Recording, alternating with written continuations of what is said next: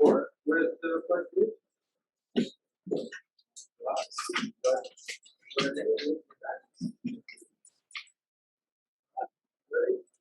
Begin. Pledge allegiance to the flag of the United States of America.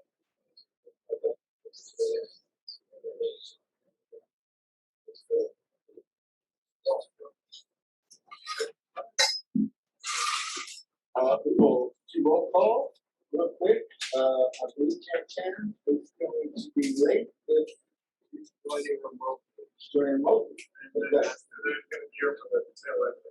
Excellent. So I'll just run down the list. I'm here, James Garden, Michael Talby, present.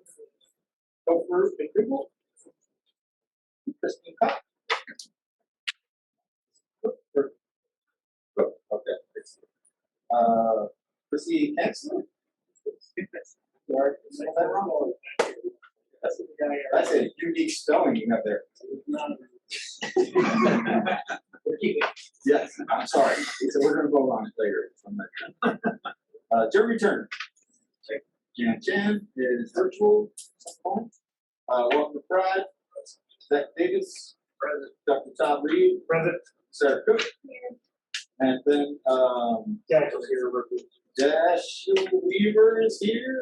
And Sid is not here. Okay. Excellent. Welcome, Dash. Hi. Awesome, buddy. Great to have you aboard. This is serious business here. We appreciate you stepping up. Thank you. Excellent. Public comment, correspondence. We've got people in the public. If you'd like to speak, you can speak and then just enter a speaker slip. And their speaker slip up on the thing if you want to. You can talk first and then enter. I will grab a speaker slip. Okay. So you guys piqued my interest yesterday when you said we're not getting this building. We need to figure out what's going on. So if I can prompt you guys to tell all of us, because all the other parents I talked to had no idea that that was what the deal was. So if we could just get some background, that'd be great. I will do that in real estate update. Okay. But so normally the real estate update, you guys take to a separate meeting, right? Oh. Okay. So Yeah. I always feel like it ends up being It's a subcommittee, so we will meet in between board meetings, but then we always report out what's going on. okay. So I've been doing it, but and Walker is kind of taking the lead as I start to fade away here, and he'll do a good job on the update. That's the one. Got notes and updates to tell you. Sure. Any other public comment? Mr. Mann, Kathy? Sure. All right. Excellent. Nice. Board member comments and correspondence. So, going up to food here. Everybody jump out at once. All right. Well, Chris left, so I figured I would take up his tradition of pulling some articles and talking about it, and then taking a good victory lap for this board here. There has been a lot of discussion on the board. There's a lot of discussion all over the country. So I printed out a few articles, one from the New York Times, a couple from some other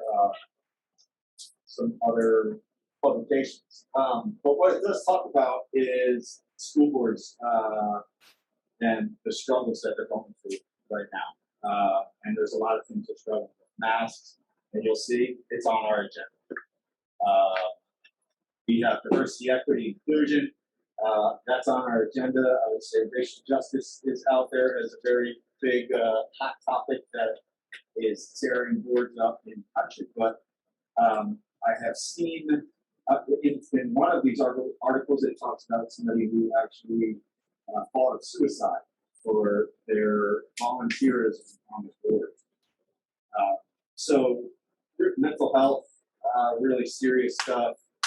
And there's just a lot of things here in these articles and stuff that can be brought to this board that is polarizing and that can tend to be very political. I think that this board has done a great job of focusing on the priorities here, right? Prioritizing that stuff. All of that stuff extremely important, right? But what are the priorities of the board? What are we doing? How are we coalescing as a team? It's something that I take great pride in. I'm not always the best at coalescing the team. We did have somebody step down, and that, you know, is a failure to me as the leader of the team. But I've always tried to keep it light, but certainly not shy away from any issues. And I kind of looked back at my time here and I thought, okay, well, how did I do this? What did I do?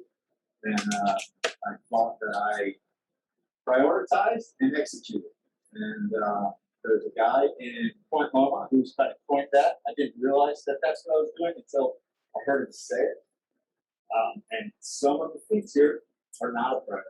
Some of the priorities here are finding our new home, budget. I think we're going to get a dismal budget probably presented to us today. We are going to be looking at an enrollment issue that this team has not tackled before, the school has not seen before. And then COVID is still here, right? I see the mask mandate on there. I think everybody's got their opinions on the mask, and I think we're going to get to the right place here on this team. But we have some serious things that we need to tackle, and I understand my bandwidth, which the next person will have a whole different bandwidth, but I also understand the bandwidth of a volunteer board. I've been on enough boards. So I caution what we fight off, right? And what we try to address here. We do have some big, serious issues ahead of us, and I think focusing on the business end of the challenges of the school and running the school as a CEO and running this board like we are the CEO, that has always been important to me, and I hope that continues to be so. When we started out here, we used to drink beer and drink wine at these meetings. It was a lot more loose, and it was certainly a lot more fun. Not that this isn't fun, but it had this small town feel to it that I really appreciated. And before COVID, and I think we did one in between COVID, is we did have a special meeting, right? And we did go and we invited the public, but we also had the opportunity to socialize together, because if you look at the Brown Act, you cannot all socialize. So I will take a little victory lap in that I did try to do that for this board, and I recognize that whoever takes this position does that as well. And just remembers that we are a small town, we are a tiny little school, and some of these polarizing issues can rip places up. You see some of the, granted, people are paying. I mean, there's private schools or a lot of the examples in here, but I do think we operate like a private school, but we're free. And I think that's commendable. I think it is the right way to do business here in the state of California, certainly in San Diego. But I just wanted to be mindful, and I wanted to say a few words and share this with you, because it is a little eye-opening, it is a little shocking, and there's some stress that goes with all of these seats here, especially you, Dash. You can't see. But you'll feel the pressure. Your constituents are going to want lockers, and they're going to want different colored socks, and they're going to want a bunch of different things that you're going to have to bring here and advocate for it. And you may or may not get them. You'll certainly get lockers in the new location. But there is a lot of stress that goes with this, and I want you to be mindful of that as we move into this next year. We have some tough stuff. We certainly are not out of it. We certainly will have our outbreak here. And then, we're going to make some tweaks to the tax, and that's going to upset some people, or maybe not. But I just want to, one, say I had a great time running this board, and I appreciated all the work here. I appreciated every one of you. Thank you all for stepping up. And let's get after it. Talk about that. I think my longest comments. in history. So, with that, that's it, and, yeah, there's the, that was the Chris. Excellent. Any other board members? James, I appreciate your time here. I don't know if you guys can hear me. That's Sorry, I don't know at some point if we can discuss, parents, being after last night, last night, the first night, and was wondering what our parents, I guess, called for when they're on campus, they need to be vaccinated. Because I guess some of our parents weren't, in the classrooms and, the answer is yes.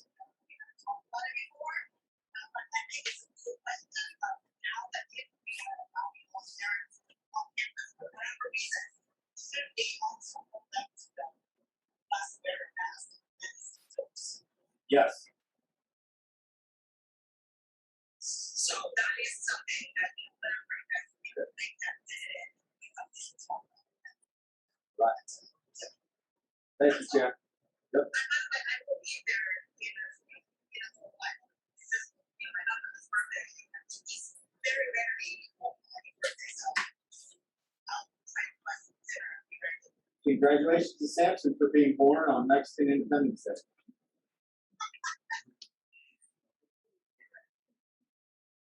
James, thanks for your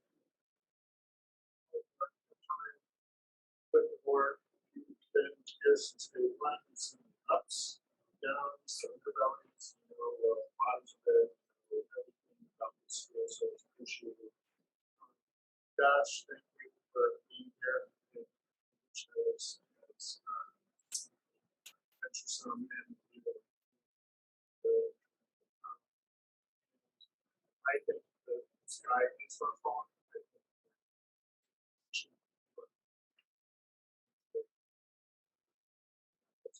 students. I think from the we should keep more stability and understand we can let's disagree and stuff.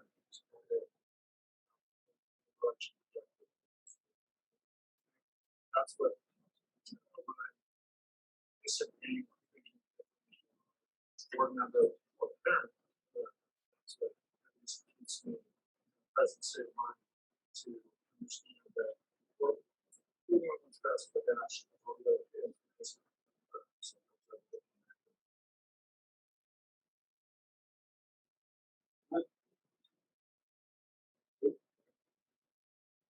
Right, let's get on down the road. There's a discussion of possible committees and let's talk about the committees, standing committees. Committees. This looks like a good comprehensive list. We want to discuss some of the other comments.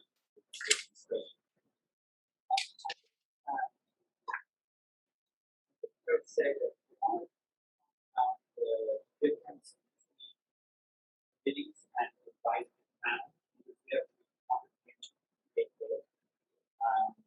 committees power to take certain actions to take certain decisions or figure out something being committee of board members and other folks who get drafted in. Whereas the advisory panel would exist solely to provide advice and insight to the board, which could sort of add life to the agenda to make it very strong. So as we kind of get into this, there are some of these that you can see parenthetically after the committee gets some advice.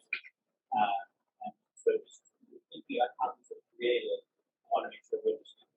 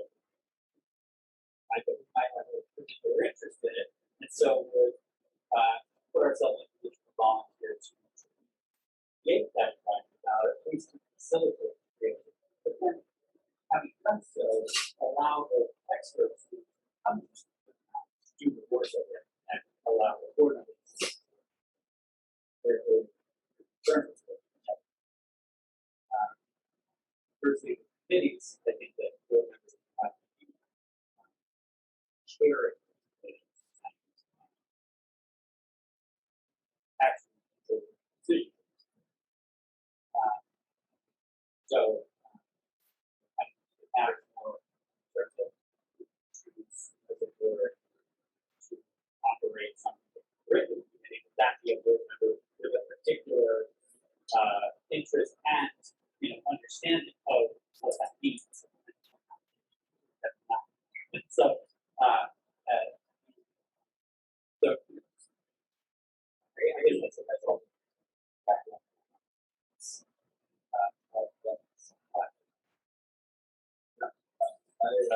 That's great. I do with that, I would say curriculum as a committee with that presentation is, I would rather see that as an advisory. I think we ordered in sometimes here as far as driving curriculum as a board, and really that's a staff's job. So we can do some research, we can get that group together and then make some advice to the staff. I don't think driving having a board driving the curriculum is probably, I think it's just a recipe for trouble. But advising, hey, look, we'd like to see this, here's why, here's the benefits. I think that's good, but I think we pay Dr. Reed and the staff to develop and drive curriculum, and I think that's important to let them do that piece of the operation. For any of these committees or advisory council or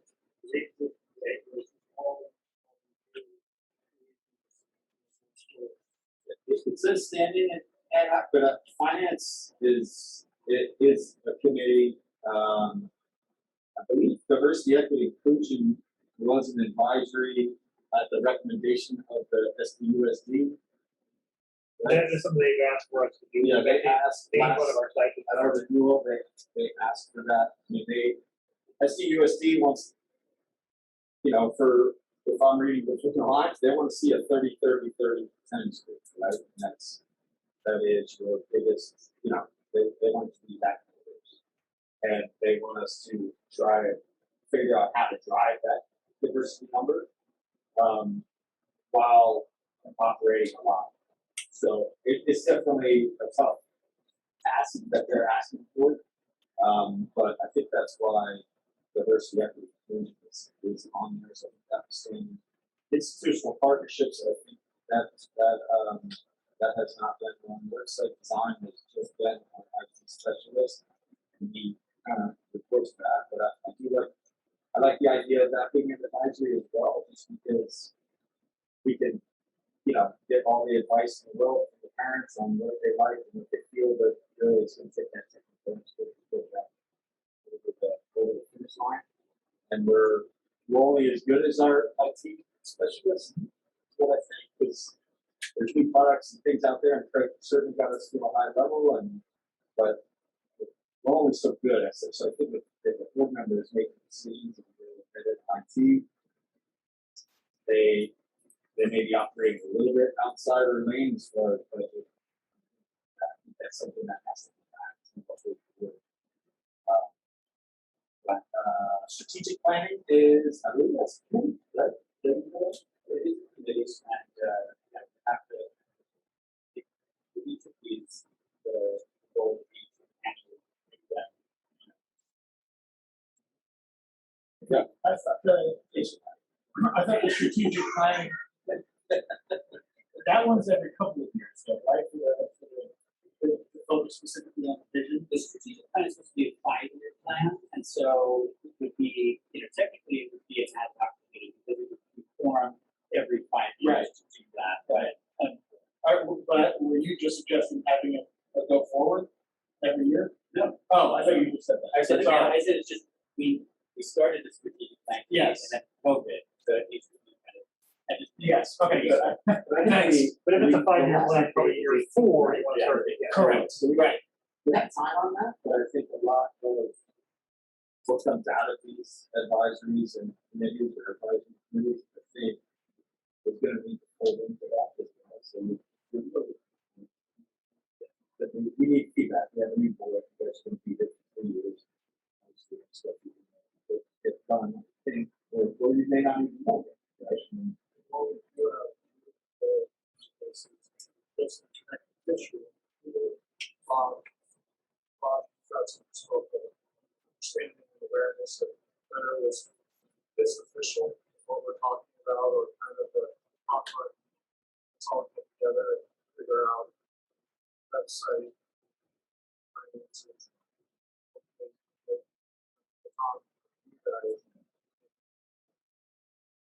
And then just real quick, as point of order, because you're supposed to just have your public comments. We'll go a little bit out, so Mr. Ham, I'll let you fill out the slip. And then you, sir, already filled out a slip, so you can just add on.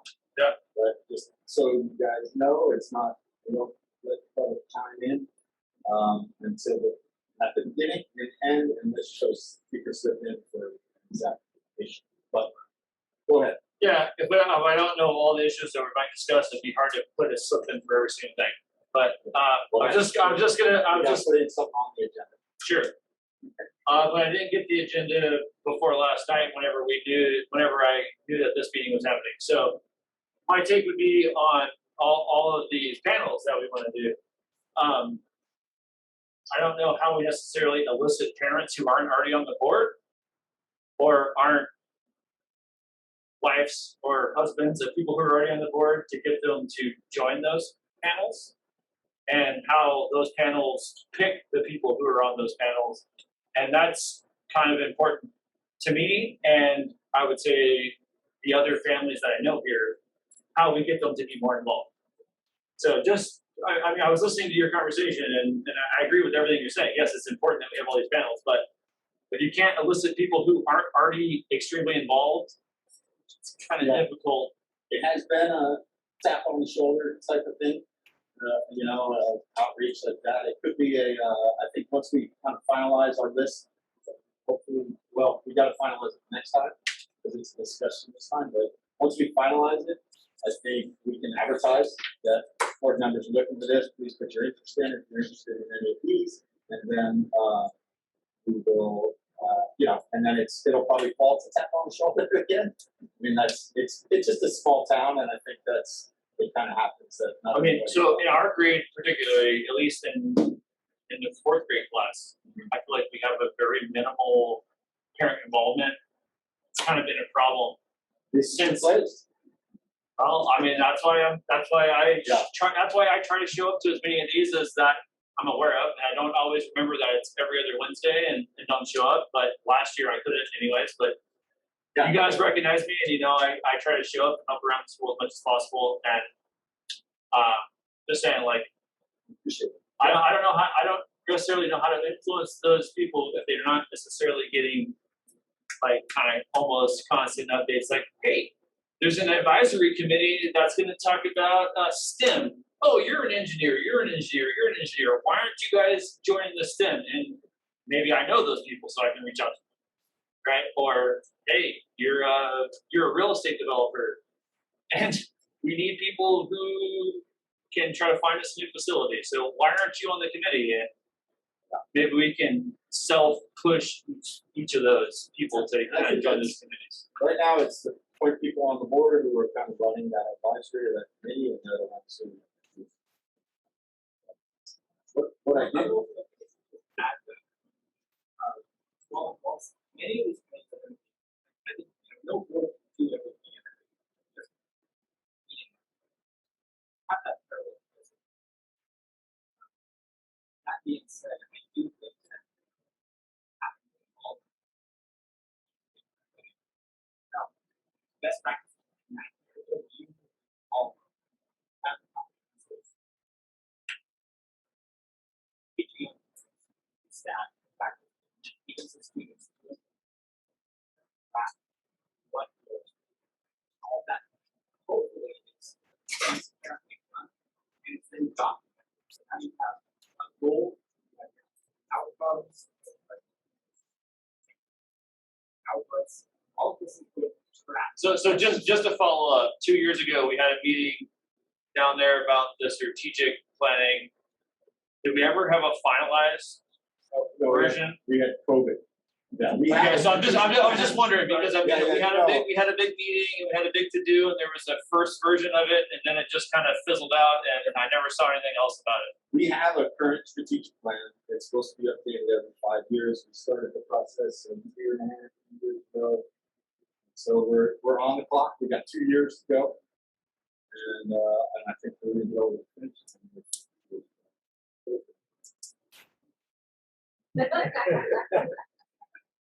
So excellent. I'll say just one other item is that in addition to the meeting itself, my goal would be to reach beyond the borders of the parent community and have include that, with it's even harder, but it is, I think it's the big goal of reaching to the areas of expertise that we don't find, that we can find in institutions that exist in our neighborhood. And with reach out there to connect. So the idea that we have to figure it out all within our community, I think it's limiting. I want to do it broad. Mr. Henry. I just want to make a comment on your committees as a curriculum committee. There's not a lot of leeway here at the school for any changes in curriculum. Our teachers are full-time with core knowledge. That's our curriculum. Our charter is totally based on the core knowledge curriculum. That's what we have to teach them. That's what our teachers do. There's not a lot of leeway for adding other things into it. By design, yes, 100%, which is why I believe that's got to be it. It's also why I always try to stay out.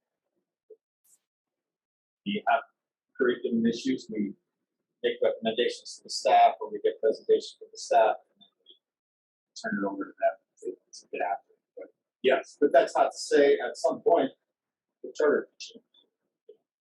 We did get a renewed charter, so we've got 5 years, but 5 years from now, if this takes a right turn, we could, something else could happen. So I'm going to have to get renewed, but those are those are challenges that are up ahead. So I think advisory is probably good. What I don't see on here is the what is the transition committee from to high school or high school research committee? Yeah, we talked about that, I think, before I started. That was an advisory. Yeah, I remember we had a parent who was all over it, and they got us dates. And I believe Kathy was on it the second year advisory. So we did turn it over, but I thought it was extremely helpful, especially to those middle school and 8th grade parents. So I would like to see that added next week or next month in there. I don't know what we would call it. Do you know what we're calling that, Kat? I think it was the high school advisory. High school advisory. Yeah. All right. What else here? We'll bring it up for a vote next meeting. I think Jen was part of that also. I think Okay. you're right. It was in our report. So that based on the I think it was added as a discussion when it came into what you want to do. So the agenda feedback, that's how this arrived, right? Yep. So is that We went over at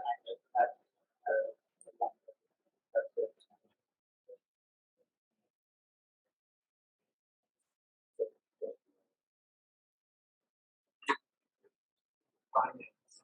What is that? Is that also like development, fundraising, outreach, or is that focused on just, yeah. like, We don't do any fundraising. That's all and we can't do any fundraising. We have to make sure that that's definitely locked in the sand. Lynn does all fundraising. But I don't know. I thought this was just it's been standing. X's and O's. It's standing. We meet with Dr. go through the numbers from Natalie's on there. Chris Cole's been on there with me before. It's X's and O's running through that and any, things that we need to review before bringing forward. The intent is for the board, and it's going to be organized under the structure of the board, how the foundation. Comments, the one capital provider, and that bringing always a struggle. You're trying to be as inclusive as possible, and transparent, getting engagement, particularly during COVID. I think finance is one of those ones that kind of has to stay small too, because it's just. So agree, I think what's going Yeah. on in terms of. The way it's working, it's pretty good, but that's certainly one of the institutional partnerships. I think to have somebody as a point person on it is great. But we all ask, right? That's all kind of good. So I think that that's really considered kind of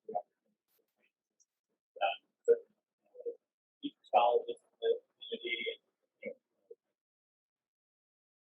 other professional development opportunities, things like that. Just so we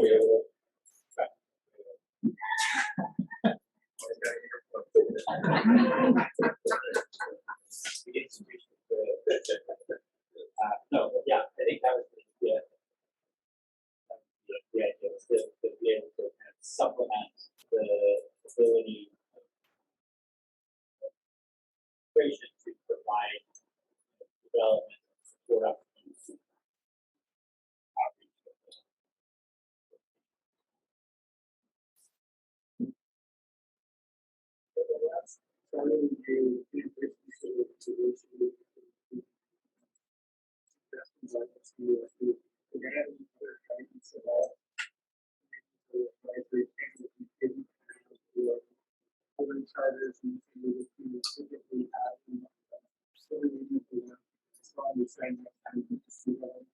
I'll bring it to the next board meeting, so you can all review kind of their review of our report. And you can see the things they said that we want to make sure we're including for our next report. But be more diverse as a population is one of the big things that we're doing. It needs signify a certain number of funds trying to be more inclusive. So we have to put that in one of our guidance. That we can say that we are allocating funds to try to reach out. So our lottery process becomes super difficult. And we don't track race. It's a blind lottery. It's a blind lottery, but we can do some recruitment in that sort of at-risk areas. I think that's,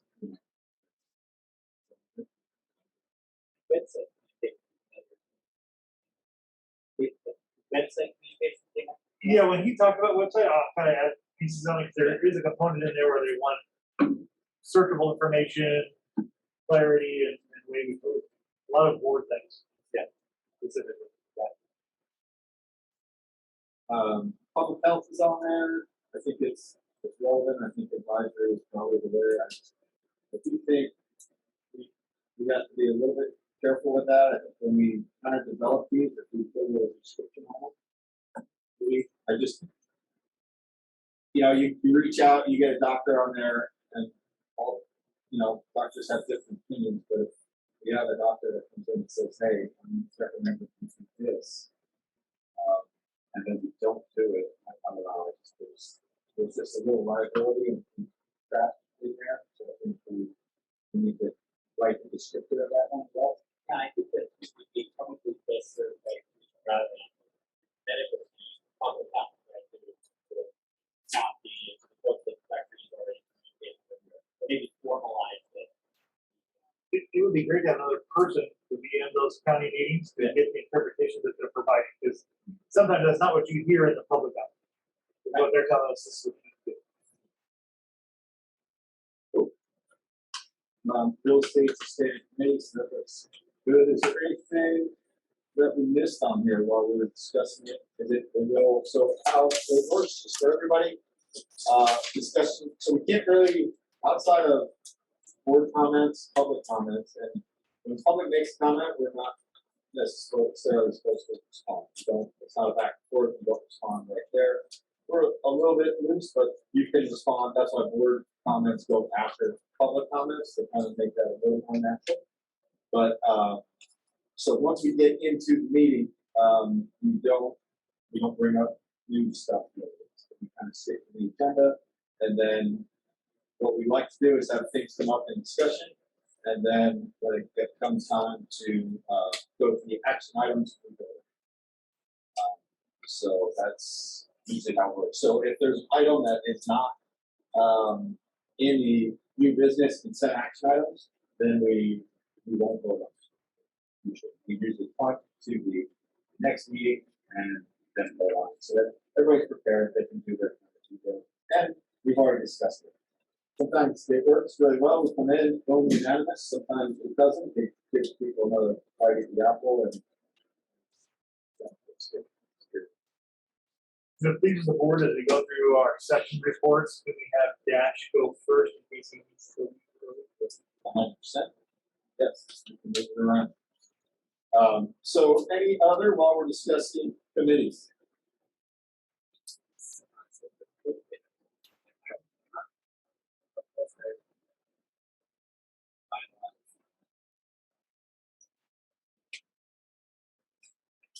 If he does need something.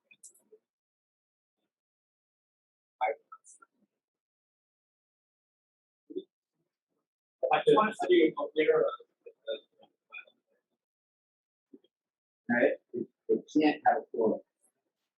That specifically is. Well, that is another point, I think that it might be a good idea, at least if it's not a good idea, we legalize it.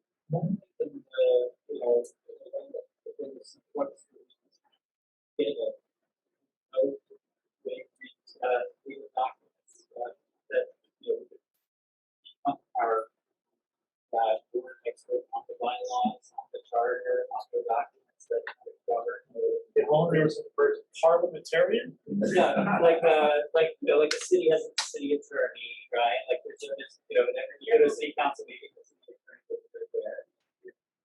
General counsel, not necessarily what person is power to make decisions, but the actual board, but certainly the person who can start to the effect of the questions and say, well, what's the fun of that? Say this stuff. That's also an attorney. What liability that carries? That was one of my points I thought I was gonna ask about you. Yeah, anyway. The CSMC, which is, yeah. So there's some protection. There was some discussion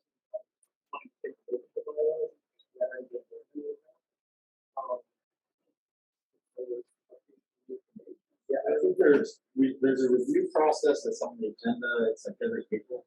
We look at the handbook.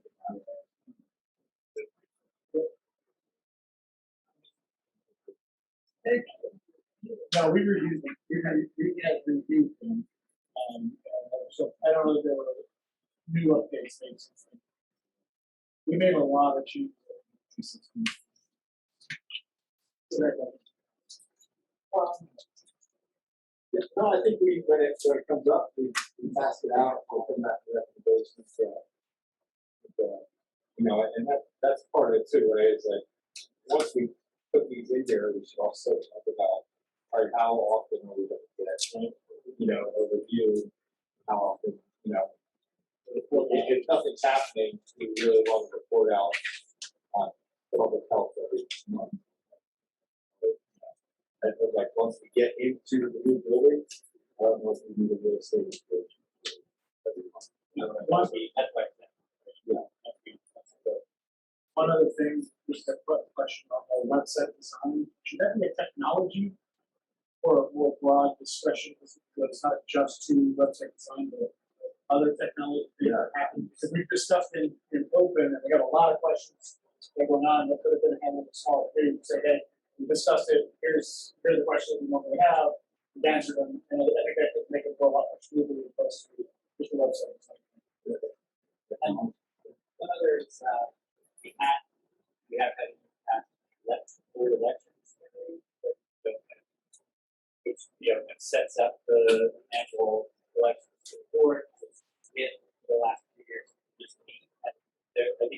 great idea that happened to not be me. I thought you did a great job on it. I mean, It was okay.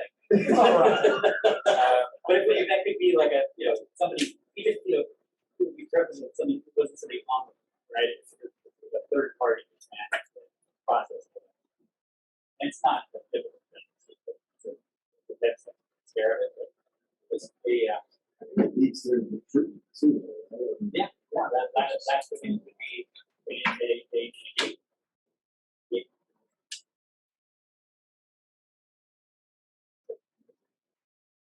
this,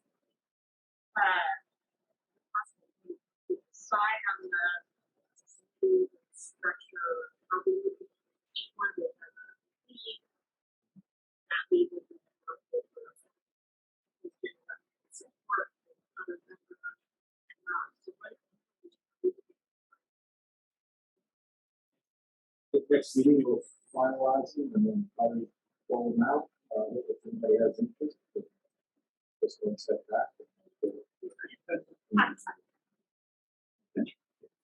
Yeah.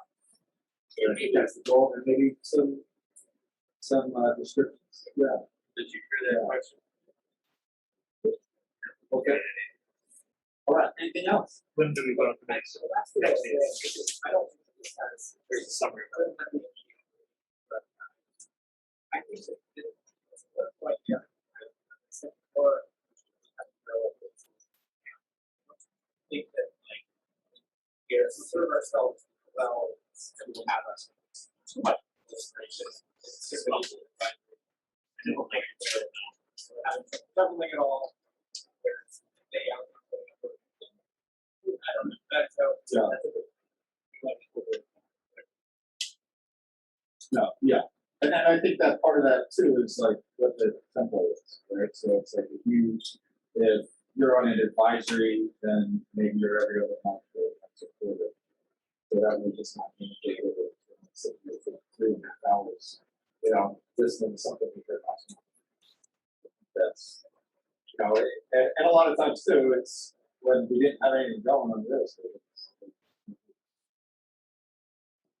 So And then that would, that's going to be the opposite of the job of the intern. 3.5 hours. I sat this, and that's why we had beer. And we did it without beer too, there was a lot less. Yes, yes.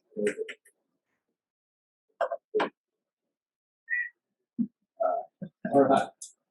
So, is that it? Excellent discussion. We're gonna get to reports and presentations. And if you'd like to go first, Dash, you can, which is great because I always went after as a real estate guy, and you guys are tough at following. Tell us a little bit about yourself, introduce yourself, tell us about yourself, and tell us what principles you ran on to get this position. My name is Jack Caesar. I've been here for 9 years. I started at 2023, I think.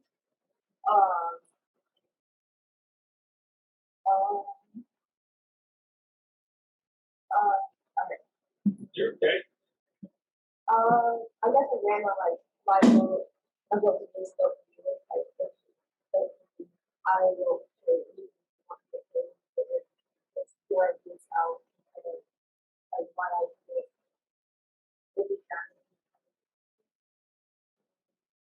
Yeah. Conclusion, I like that.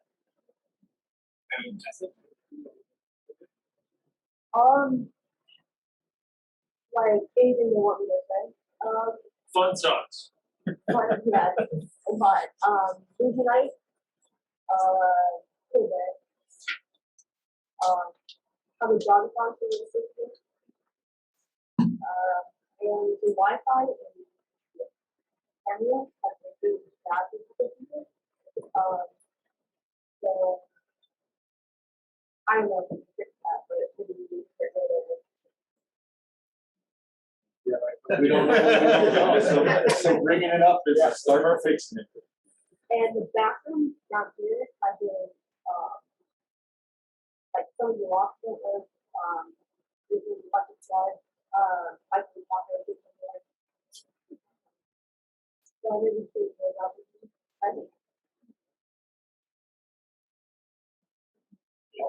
giving it to us straight. I appreciate it. Yeah, thanks, Ash. How's your class feeling about being back in school? I heard mixed reviews. Mostly people love it because it is online, totally different. I've heard for like everybody doing like online. So I found myself like enjoying those skills now.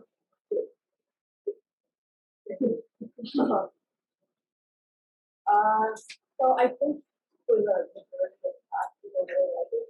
Going back to online school, we didn't have to figure out really follow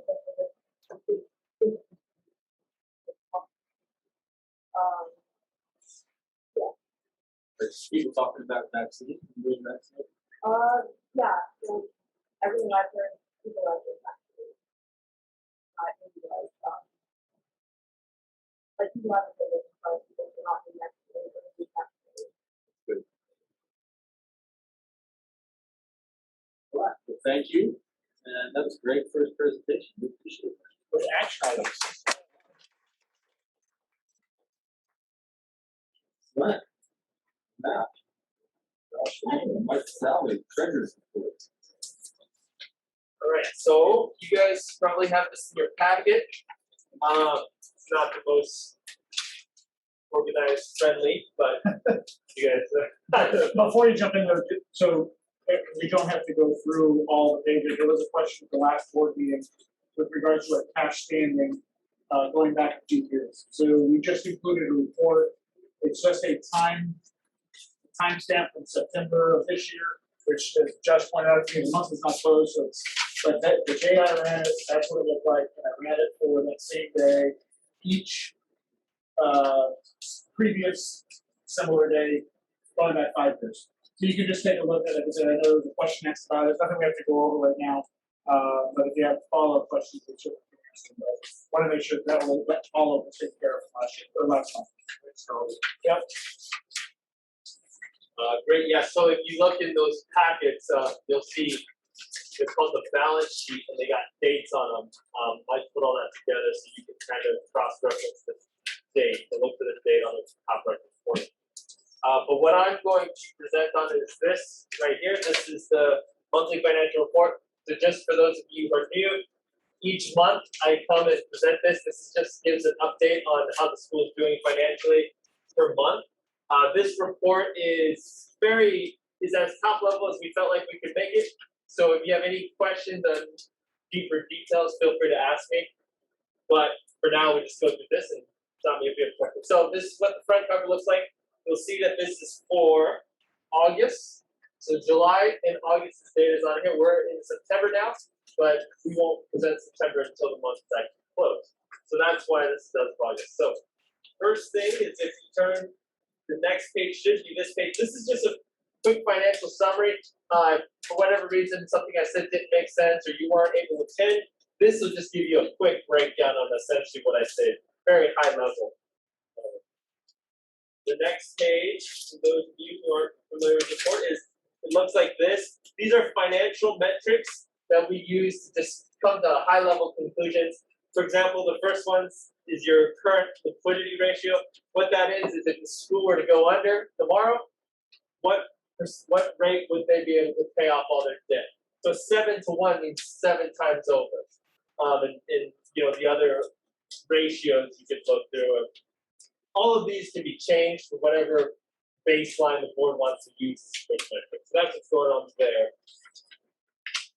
This right here will be the next page. This is just a bar graph of how the school did for the month. I won't talk on it. It's more a visual thing because it is summed up on this form right here. This is what I'm going to talk about for the rest of the time. It says actual to budget summary, and this is what I'll speak on for those. So, if you guys look to the left of the actual to budget summary, these are the revenues as of August. You'll see the actual revenue the school received is $165,984. What the school budgeted, or what we budgeted to receive at this point, is $152,734. So the school is running favorably by $13,250.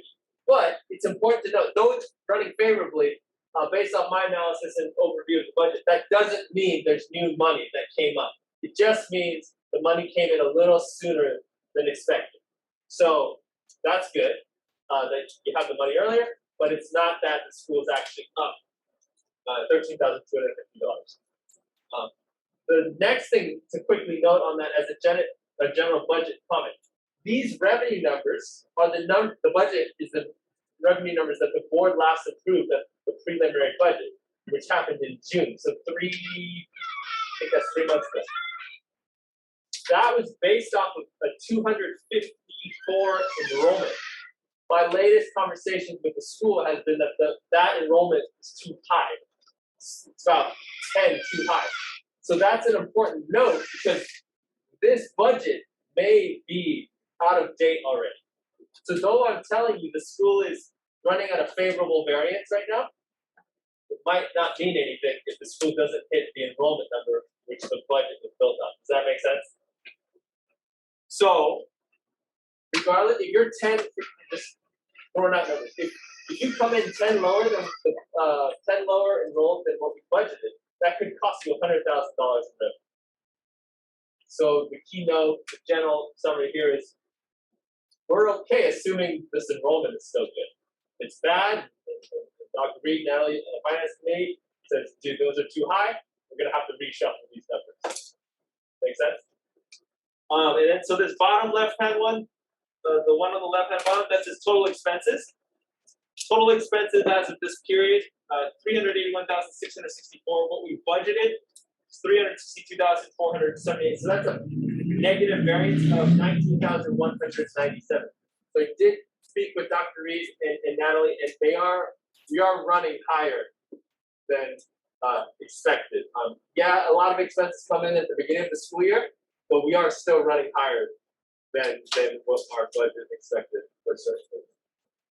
So that's the net income. The school is currently running at a net income of $215,681. What we expected it to be at this point was a negative $290,744. So that is actually slightly favorable of a negative $5,937. So that's how the school is doing. It's okay. There are things that are over budget, which are some concerns that have been brought to the school's attention. But the bigger thing would be hopefully our enrollment. We need to revise the budget because the enrollment's bad, but that's something that we'll have to do. So any questions on this page? There's a few more that are a lot quicker, but any questions on this page? Nope, okay. The next one is this. It's a monthly cash balance over time. So just so you're aware, all this is how we, based off our current numbers, project the cash to be for the school. So it has projections in the out months. Those are all subject to change. Of course, if you spend more money today, it'll throw that off. If you spend less money today, it'll adjust that as well. But that's just so you're aware how we project the cash to flow in the coming months. And then the page after that, which would be this is the balance sheet. Couple things to note here. The balance sheet as of August, school had current assets, cash of $944,666. They had a current liability of $143,253. So kind of like a liquidity ratio that I mentioned earlier. For whatever reason, you have to pay off all those liabilities. The school would have no problem because of the cash. And the rest is just informational. We have a contacts if you have any questions. And then just looking ahead schedule-wise of things that are due. Probably not the biggest concern for the board, but just more informational things that go on. So, any questions on the August financials? Just real quick, Josh, if you don't mind, for the new board members. So we worked for a while to get these to where they made sense to us. Actually, first, CSMC, they're a third-party provider, and we've got it to an area where it's pretty simple and easy to read at this point. But if there's something, additions, changes, kind of work with Michael, and Michael works with Josh, and we try to change it to where it makes sense to everybody. But we have an annual operating budget of about $2 million. Is that right? Yes, about $2 million. So about 5 or 6 years ago, the first got on board, we talked about, all right, what type of liquid assets should we have here? Because you look at that, and go, hey, we got 900 grand in the bank, that's pretty good, right? And we agreed that we didn't have that at the time. But we agreed, hey, the goal is to have, you know, the standard out there for most companies is have 6 months of operating budget, bank, liquid, you know, makes you healthy. When we finally hit that, the finance committee decided, hey, 6 months of operating budget doesn't make a ton of sense to a school, right? I mean, like something happens early in the school year, and you want to close out the school year and let people plan. So we decided that our goal was to have a year's worth of operating budget in the bank. We have not hit that yet, and there are ways we can, and we will get there, but there are some, you know, so that, just so you know, we haven't hit our budget there, we haven't hit our financial goals that we wanted to hit. We certainly have run into some financial issues with the increase of the lease here and not being in our new home yet, which, you know, that will save us quite a bit of money. But so that is our kind of strategic plan as far as finances go, just for your guys' knowledge, so we're not there.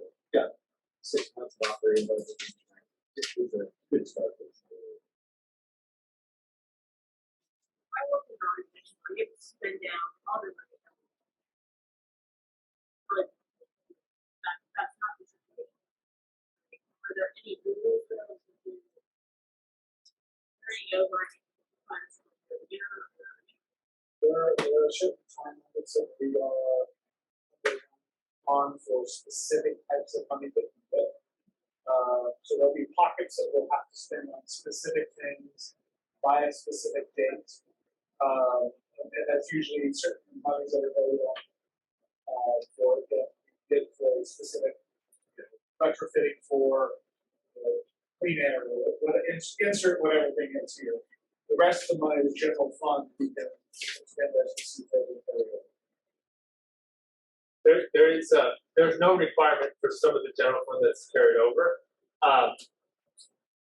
unless you have a parent or whoever comes in and says, why are my taxpayer dollars getting put to this reserve? Then you have to strategically rethink some things. So there's not a law that says schools can't carry over money, but some schools who have large balances have experienced pressure To spend forced to spend right. money and not carry reserves. So But that's different though than Correct. a requirement for us to spend it. That becomes more a discussion about the strategic vision and the strategic planning of the Yes. school, where you're putting your money, what programs you're funding, which is a much more enjoyable discussion than holy crap, what are we cutting? And, you know, having been on that side of it, much rather be on the other side. Question is,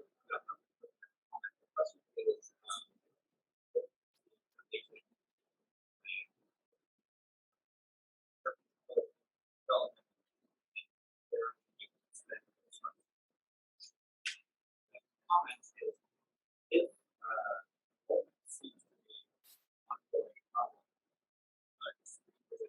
program, not delivering our approach to marketing more seriously. So, And I think marketing gets to some, not just the finances, but also understanding.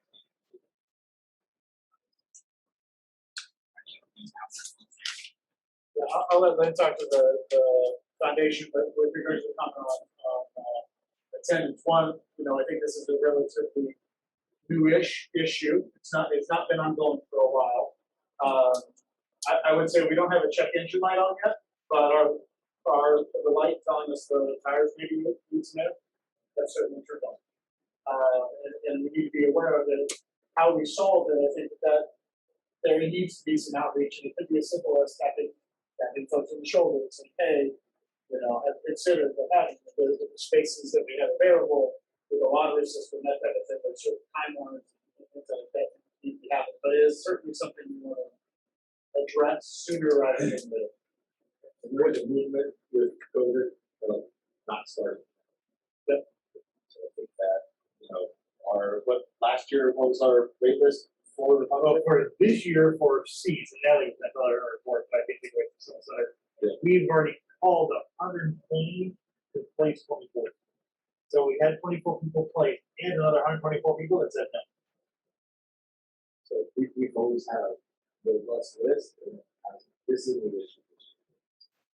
And so if I could just, I know I didn't get on the list for this comment, but I know 4 people who've left this school this year at the last second because they wanted to keep their kids home to do online. So out of the 10 that were short, I know 4 of them personally that said, I want to keep my kids home. So, I mean, that the other 6, I don't know, but I'm going to guess that they're probably a similar situation. This is across the board with all the schools. Well, some of the schools, most of the schools I work with. You know, they don't. People parents don't want to deal with the math stuff, right? So they go to private school. A lot of people have moved out. Same thing. Health reasons, stay home. The independent study schools have been picking up in enrollment. So most of this is probably due to COVID. And I can tell you, having very recently, as recently as last month, been on planning for a local elementary school and being privy to the clustered area. All those local public elementary schools are having the exact same. I wonder if it's like that. Not on our best. I have math. Half of the classes take their out. Half of them home. But that's higher than that. Particularly perhaps like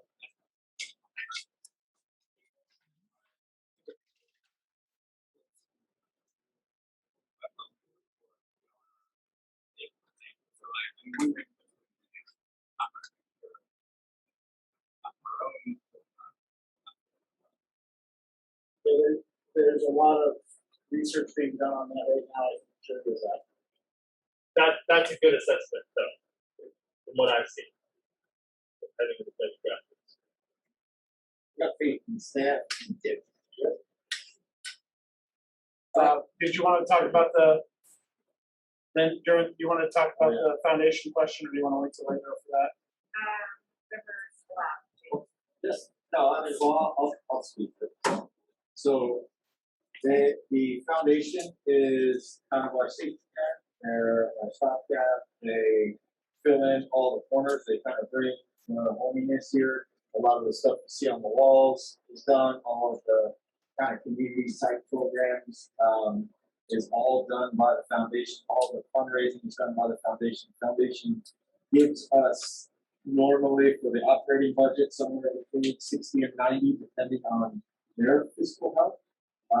They certainly have taken a hit with COVID and fundraising. And no galas, right? So the galas are really a big one.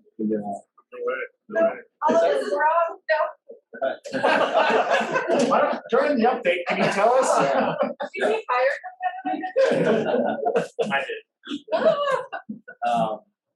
So, yeah, sorry. You're very much jealous. Very much okay. Yeah, okay. So, yeah. So, jump thumbs up, gallows is down. But we are starting to do it. And they're grant, help us operate budget, and then people fund programs, right? And so we try to implement programs that are funded by people. They don't like to encumber all types of funds. But if a big donor comes by and says, I want to do this after school robotics program or this after school program, or I want to get this for the school, then by all means we'll do it if it works with the staff. And so that's kind of how they fit in there, and the men will tell you the fiscal health.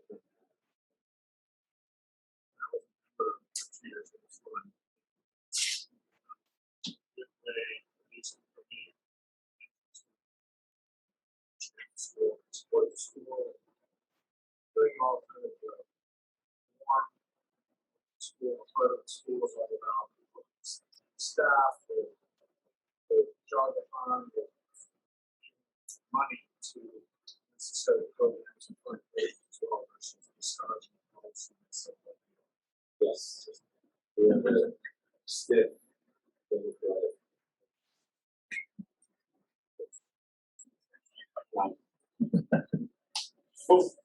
And that's why we try to be careful too in here, because we do have good conversations, spirit conversations, but we do try to leave the fundraising and all that stuff to the foundation.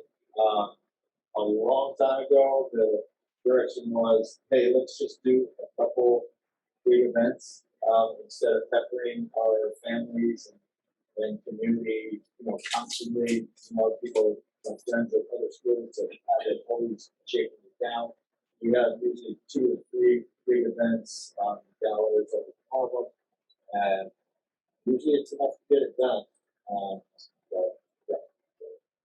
I'd say, because people are always like, well, why don't we do this? Well, why don't we do this? And it's always like, well, there is a philosophy behind, only paying people up. So with that, you can do like they went with that. They can correct their and say, No, thank you. Was there anything I else? didn't want to say anything. yeah, hold on before we close. Okay. Sorry. Finance. Perfect. And we will get the current foundation report from Lynn before. Okay. I'm Wendy Loco. I'm the president of the Foundation. I've been here for 10 years now. Some sort of avenue on the foundation, but president. So, kind of first things first. I just wanted to go back and so this is very important, I think, to foundation and as me as a parent. So taking into consideration 270 is our total kids, and 265 is what we're facing our budget off of, and we only have 254. And so that's 16 students missing. That's half a class. And if he says that there's like another 10, so that's 24 kids. That's one class, right? Each class has 30 kids. That's $100,000. That's one gallery, guys. One gallery. There is no reason why our enrollment should be greater. No reason. I hope Natalie has an explanation, but me as a parent, I'm curious. Curious.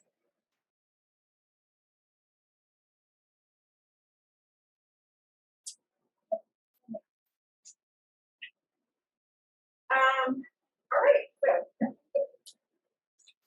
we took over uniform sales. It used to be a community event that kindergarten did, but since during COVID, foundation took it upon themselves, and we raised about $700 in doing that, and then we also took on Lulu, which is usually a first grade event. We usually plan it the year before. It was a great community feeling. It was so nice to welcome new families and new kinder parents. And just getting them that like OTA warm and fuzzies, right? Like, some of them, thought they were going to be like Zooming, and so to give them that warm and fuzzy and OTA welcome, I think they just like had this breath of relief. I don't know how this is called. Just to like say, here we are, we're a community school, and welcome. So that was really, really good to get. And then Dash is going, but we are having movie night on October 8th. Fifth grade is covering that event. I've already been in communication with for that. October 29th is a Halloween parade. TV, I don't know if that's going to look like, but hopefully we can have some fun on the field. That is hosted by, let's see, third grade. Christian gave a very, very well presented presentation to Foundation Board on Elliot and Riley back at Elliot. And we just wanted the board to know that the foundation really highly recommends lot of research on it, as far as look of it and how it presents itself. Actually looks like, you know, when it triggers marketing concerns. I think that'll help boost us very well. It looks professional, it looks clean, everything works. Information is at your fingertips. If you want to look at some other schools that use it, I highly suggest you as a parent use it to see how it recommends. I'm just letting you know Foundation Board recommends it. And I think it'll be a huge our website has needed to be changed for a long time. But I think this is definitely out there. Foundation would also like to thank James Garland for all his services as president and being so helpful to Foundation. And yes, so we've always, correct me if I'm wrong, but I think the last 3 years we were able to give $90,000 over to school board bottom line budget. Just keep the lights on, as we like to say. And then everything on top of that was kind of like our funding at the gala. Remember when we all raised the paddle? So funding for things like flexible seating, iPads, Chromebooks, all that extra fun stuff we were able to fund on top of that. So the foundation is really important in making sure that we at least give the board their $90,000 a year. We're very committed to that. Usually it's a 70-20 split. 70,000 is usually for school search and 20 is after. One's after gala, one's after dropping off. But we're very committed to that first and foremost, and we make sure that we are always financially responsible for that first. You know, it was a little challenging during COVID, but I have to say that our most successful job-a-thon was during COVID. So virtual job-a-thon. It was about 54,000, which we normally only raise about 30 to 40. So past that. I think it was a great community boost and morale. Got the kids super excited, something to do, great. They love the thermometers and the water bottles, a little different, and something to feel like he was not focused on COVID. And then we decided not to do the gala. The building 177 that we had a $5,000 deposit pulled on was not willing to budge with us. So we just have to keep pushing it out and out and out. And unfortunately, the only date they're going to give us is December 3rd, and we decided not to use it. We're going to go in the spring and use that for possibly middle school dance. That's our plans right now. And hold the job-a-thon in the fall like we've always been doing. Our job-a-thon committee has met. We've mapped out all the they mapped out all of the whole how it's going to work, where we're going to get stuff, and this is what we'd like to say from that. We're going to go back to Pledge Star to reduce cost. We're definitely going to need current volunteers to help with digital platform setup. So if any more digital or knows anybody digital, Foundation would like you to be on Pledge Star with us. Parent volunteers is also the second grade community event. So if you're second grade parent, that's you. You're on. We're going to go back to the old t-shirt format, and so we're going to use as many sponsors this year as possible. Sponsors deadline is October 15th. So we're going to send an email out with all of this, but I just wanted to give it to the board level. $500 for a bigger logo and higher on the shirt, and $250 for a smaller logo. I will get with Dr. Reed and Christian to send out blog posts about that. And let's see. Yeah, so TBD on the gala date, but there will be a gala this year in the spring for sure. And job-a-thon, I believe, is November 12th. So it's usually a half day, but it's going to be just kind of in the afternoon section of the day. So it'll be a full day of school. Since teachers already have their curriculum already established to that, but that first, math, English, let's get that out of the way, and then it'll be like the 4 hours. Just move to the afternoon.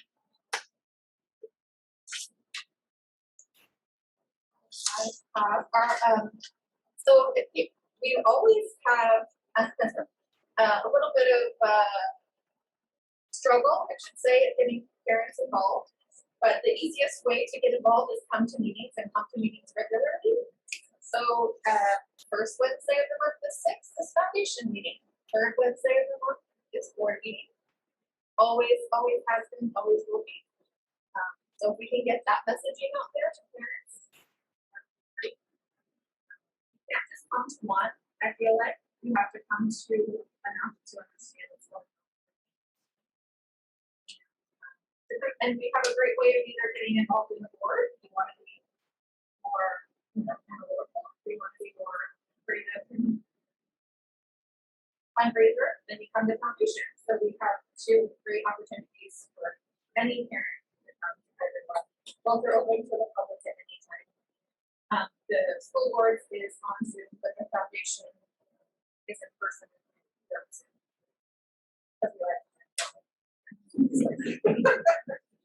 Anyway, we welcome anybody. I look forward to meeting all of the grandparents this year. We had a great turnout back to school night for the parents. Email me at any time, call me, text me, wave me down at the liquor store when I pick up the 6th grader. Every Thank you. Excellent. We're back to teachers liaison. Well, Ms. Sarah. Teachers and staff started back in August 23rd. We had a week-long opportunity for lots of meetings where we met multiple times about a lot of different things throughout the year. Safety, COVID protocols, just protocols in general, how to do stuff. We identified our strengths using the Strength Finders test. All of us took that test and discussed where we're at. How we can use our strengths again for the year. We also talked about differentiating for our diverse learning needs and population. So again, that week, teacher week, is always full of lots of information and a lot of collaboration amongst teachers. We received training on our new iReady program.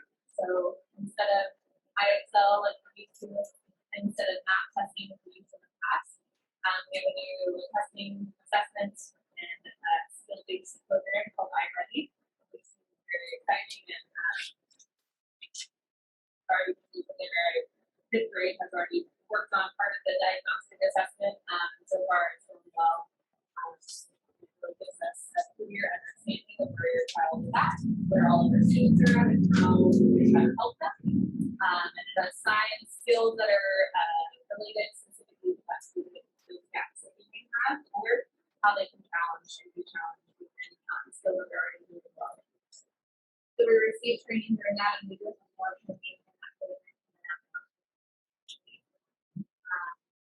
So that week, it's always a good week sitting together, prepared. Feel like a family amongst our staff members first, and then able to take that into the school year with our classes. We welcomed two new teachers this year, like we had talked about. Miss Asian first grade and Miss Thompson in third grade.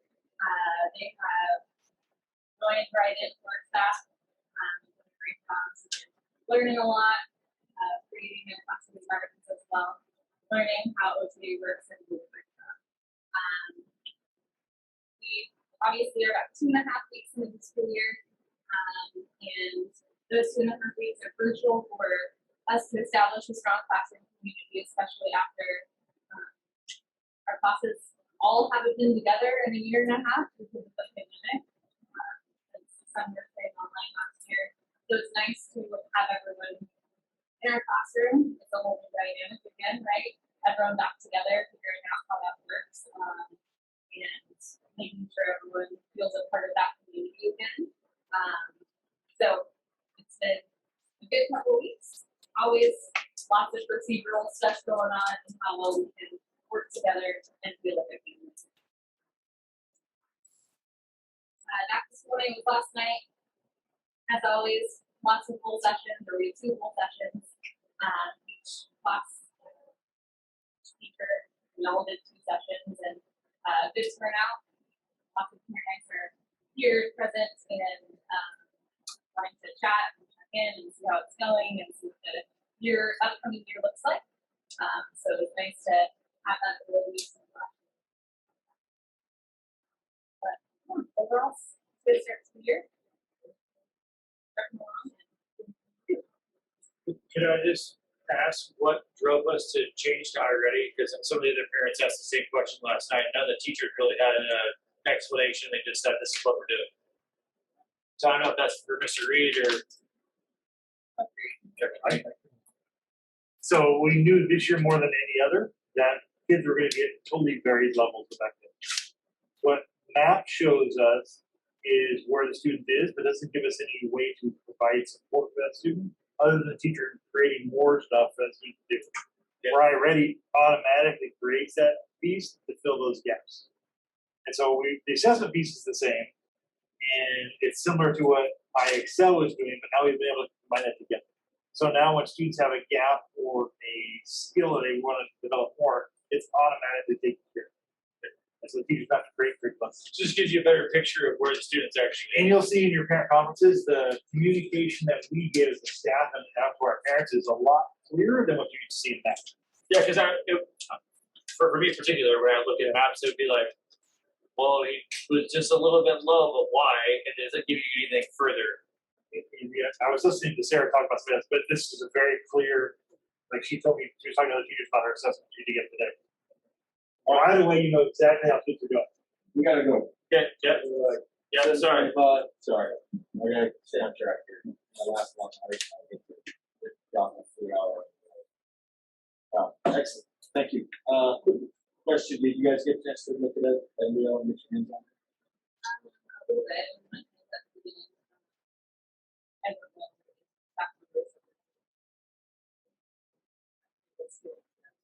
Thanks, sir. Thank you. Okay, thank you very much. That's good. Next, officer manager report, Natalie. Is she on still? Can you hear me okay? Yes. So I just been like over enrollment numbers since our last meeting before school. We were starting the school year with 255 students enrolled, so we were already looking for 500 students. And we were filling those as we kind of do so have with this almost all of our classes except kindergarten. So as of the 15th today, we have 251 enrolled with possibly 2 new students who will be joining us on Monday. And we are still looking for kindergarten students. We don't have a wait list in kindergarten. So if anybody knows any kinders that when it comes to OTA, there is no wait list. We do have people in mind, but unfortunately they are 4 years old and not 5 yet, so they're planning ahead for next year. So our current game is kindergarten, we graduate around 24, and in first grade we have 30, second grade we have 27, and third grade and fourth grade we have 29, fifth grade we have 30, sixth grade we have 26, and then 7th and 8th grade we have 28 students. Like I said, we don't have a wait list for kindergarten. We have 2 students in our first grade, 4 students in our second grade. We have 30 students in our third grade class, 17 in our fourth grade class, 16 in our fifth grade class, and then 14 in sixth and seventh, and then we have 4 in eighth. So in all of the classrooms that we have wait lists, we do have offers out. So hopefully we can get those filled as soon as we can. Really hard to keep for part of the students. So and then talking with some of the families that have been declining our offers, taking lower rates. It's just mostly COVID. A lot of our young families are scared to send kids to school, they're choosing to homeschool, they're choosing to go virtual. So that's why we are asking them, and that's why we kind of looking for our kindergarten units, just because for the most part, our young parents, or parents of young kids are a bit apprehensive about this school year.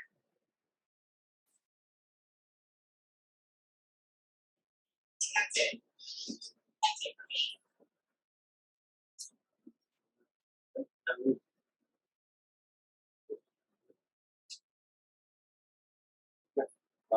Moving along, IT, Christian. Last board meeting, we were talking about SEO.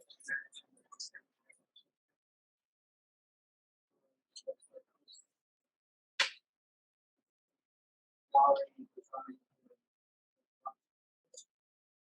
I took the initiative to talk to myself and I'm a good talker and Lori, I appreciate you giving us 70% off.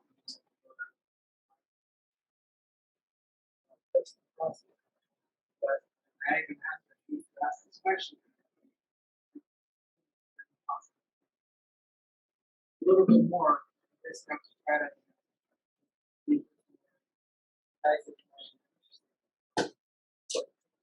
And she spoke to her manager in the call for the meeting because they were getting an admission.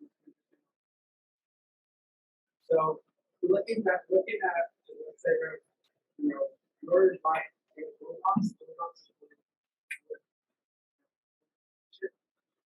cost about $6 million. The patient itself is one of the things that we need to carry marketing for school.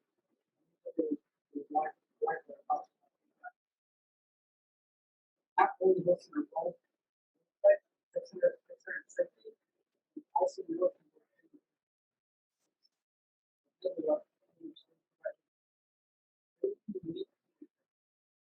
and invoice was basically yearly. Every year, they're saving $2,000 all. That's including our normally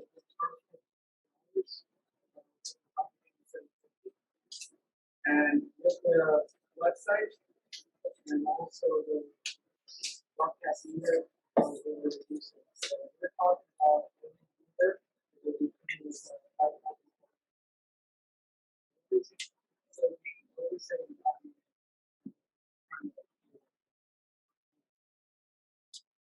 and additionally another thing we have mentioned the distribution of products.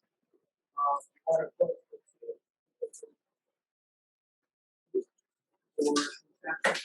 for the others. As a friend of technology, I try to find the most economical price that is going to be good. Because I really prefer to do this but at the same time try to get this of the best. Try to save it. So I'll give you I requested for 70. That is two classes. One of the classes will be for one full extent. Meaning that for the class, each class you should have their own Chromebook instead of sharing it, because that makes the student responsible for the device. Also, responsible for the teachers and the kids. Okay, this computer is not working, and so that's it also puts the Google prohibition and on the second vote, the request of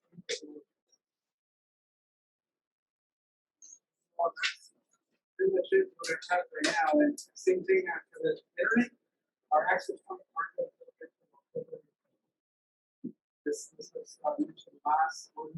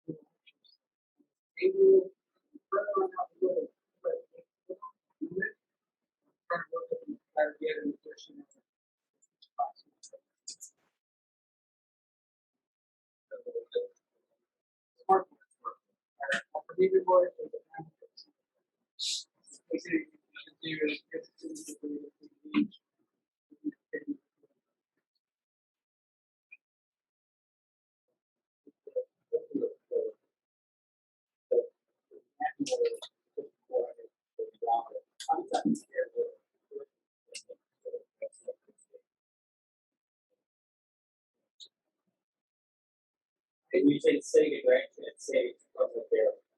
Price of food, but it's saving for what it's there. It's more of a, as I was saying, I know it sounds like it's a little bit more increase, but at the same time, I'm not sure we have the opportunity to be able to do it first. What's the number? So what do we spend it now? Instead of 5,400.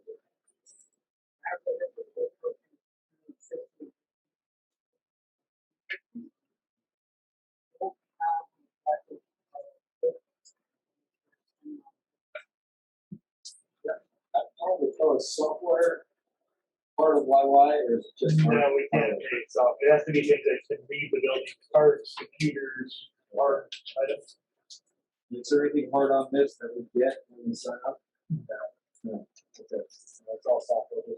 All right. And then just real quick, for the other quotes, that's all hardware. That's all Yes. to be YY funds. Let me say, it's also, the best thing about it, we do, especially for example, what's supposed to reach, we have to do one of the actual teachers and you were actually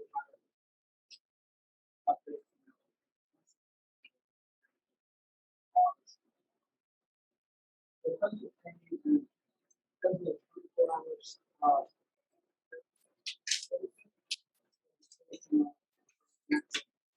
I'm a teacher and I can't stop.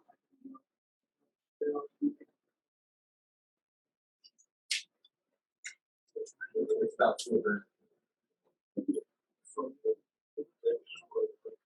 We talked about it last month. I think there's more, it's less than the program. Because there were a couple other things that were included in that class. Yes. And some of the power school stuff. It works with integration with the new, going to be, also at the same time, it would, I guess in order to get additional pages per page, I was able to get the foundation to be part of our website. So There's proposed costs, we had talked about earlier from the San Diego USD. And one of the components they did in our evaluation was be able to have a system that holds our agendas, minutes, and other board docs, policies, and procedures. And they want that to be in one place so they can easily search it. So that cost to us, the cheapest one we found was $4,000. But the board docs is what they use, that's $6,000. The Evio system will allow us to do the same thing. And so instead of us looking at another system device that holds our board information, this provides us some of that support.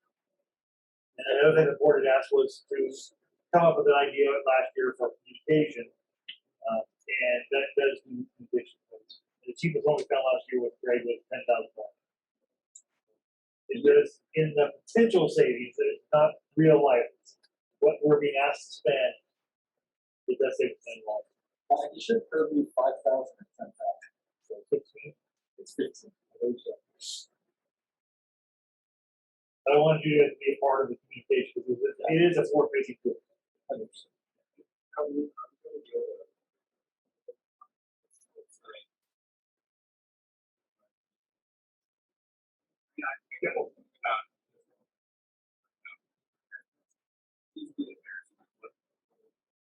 Yeah, as far as websites, it's expandable to whatever we want. So we create what we want that to be. So if we want to include committees and committees be posting to that, absolutely. They have two different kinds of systems as far as communication. One is a push out, like email, phone, and text, one communication out. The other is they're posting. Like we currently have posting. And you can post whatever you want to that. That doesn't take up any of those communication systems. But there's two things.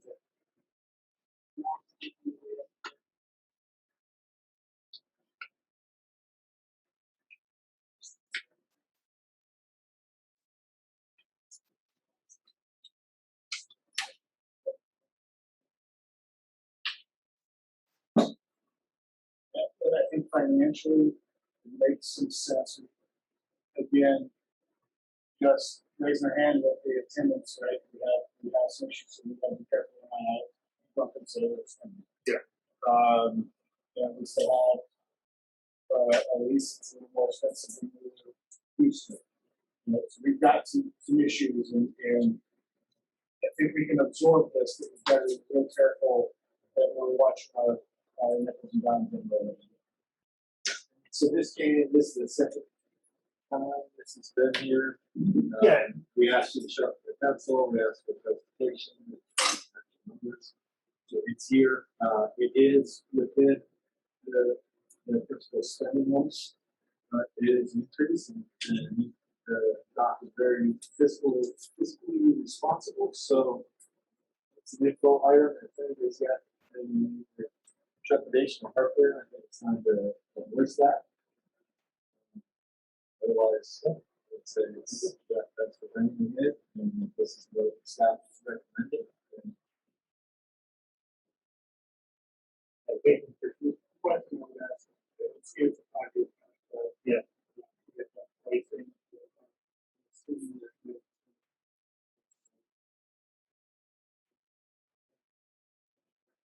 Well, there's no termination. Yeah, you have to pay the 5 year.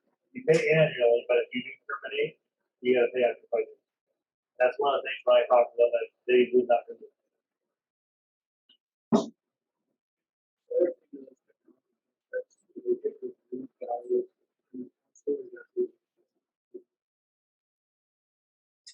Usually they'll present, like he said, here's the contract, take a look at this. I call the people, what does this entail? Because they want you to sign, and I usually do not without reading to make sure we're good. So most, if not every contract comes through the office. I can't say everything comes through the office. Somebody has something to the board that's for other things. That we work on. Depends on how big and what it is and who should be involved with it. The YY stuff, usually folks, understand that I think we would have to go on just with the number on it. I think we can go ahead and probably spend 2,000. But the 16,489 is going to be. I will have to go to action next year. Oh, it is not.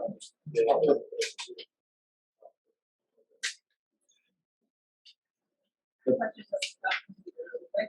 now, our students just take their corporate system, so that's. Yes. So when we do this, we don't have Like, is there a problem with our students? yeah. Well, one of the reasons why it's March is accountability.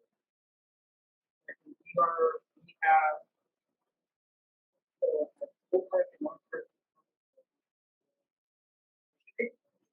So after this, we have the and completed.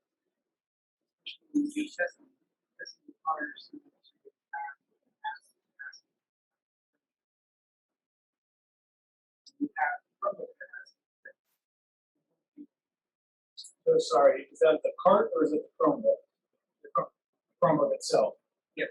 The technology part is just where you store your Right. Chromebook and charge them. We are able to do everything. It's basically like the only happening. Yep. But I guess my question becomes more about if we have specific computers that need to be updated, why wouldn't we just do those individual ones? And allow the kids to bring them to the STEM class as opposed to providing brand new computers for the STEM.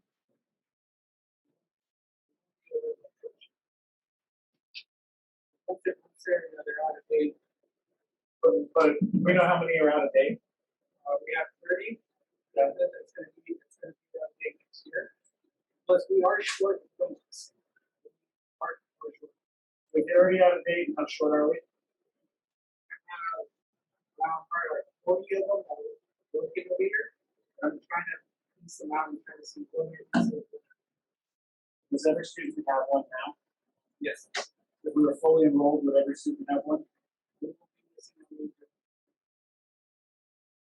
And there's 30 that are out of date. Right. So Next year. right, so next year. So This is why right. I just want to make sure we're, so instead of replacing the 30 next year, what you're wanting to do is put the 60,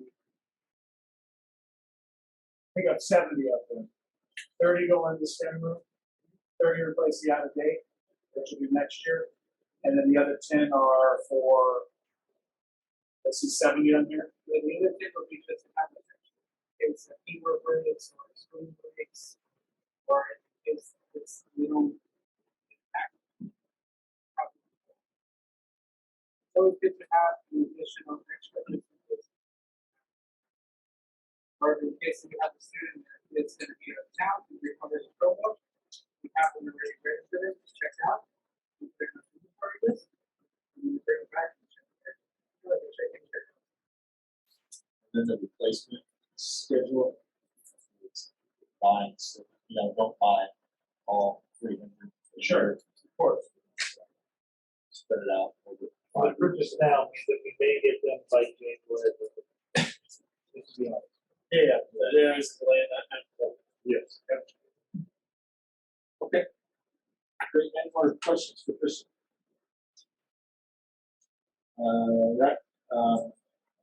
Thank you. Next presentation is the real estate advisory panel update. That's maybe we can probably change that to Walker, as he is led in charge.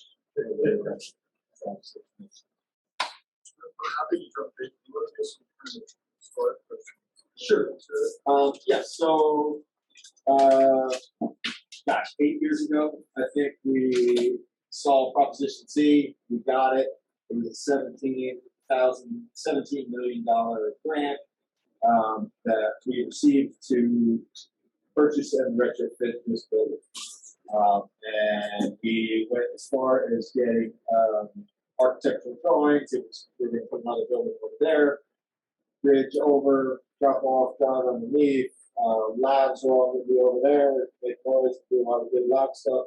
Classrooms here. It's great design. Went really well. And then we brought a third-party provider, Tri Valley in, and all hell broke loose with the SDUSD.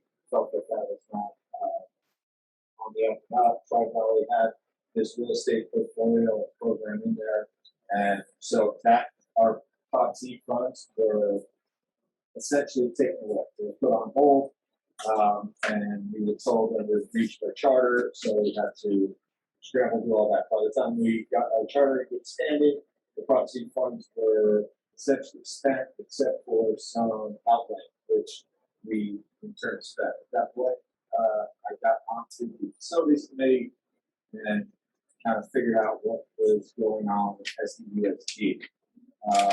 Then about 2 years later, a year or so later, Prop YY came in and we put together a presentation for some Prop YY funds. Presentation went to the facilities committee and they awarded us $40 million to purchase and build out this building here. This building, during disclosure, this building was found to not be purchasable by SDUSD. Prop Z funds were a little bit different. As we use Prop Z funds, it was going to go to the charter school.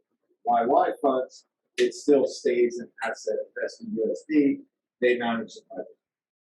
SDUSD can't buy within certain areas. So PUBG was a improvement of your area. YY is the school district controls. We do the design, they control the build. It's still a school district facility that they let us use. Could not buy this building. That whole thing fell apart. We found building after building, and the deal just going through well. There's a lot of reasons to exclude the property.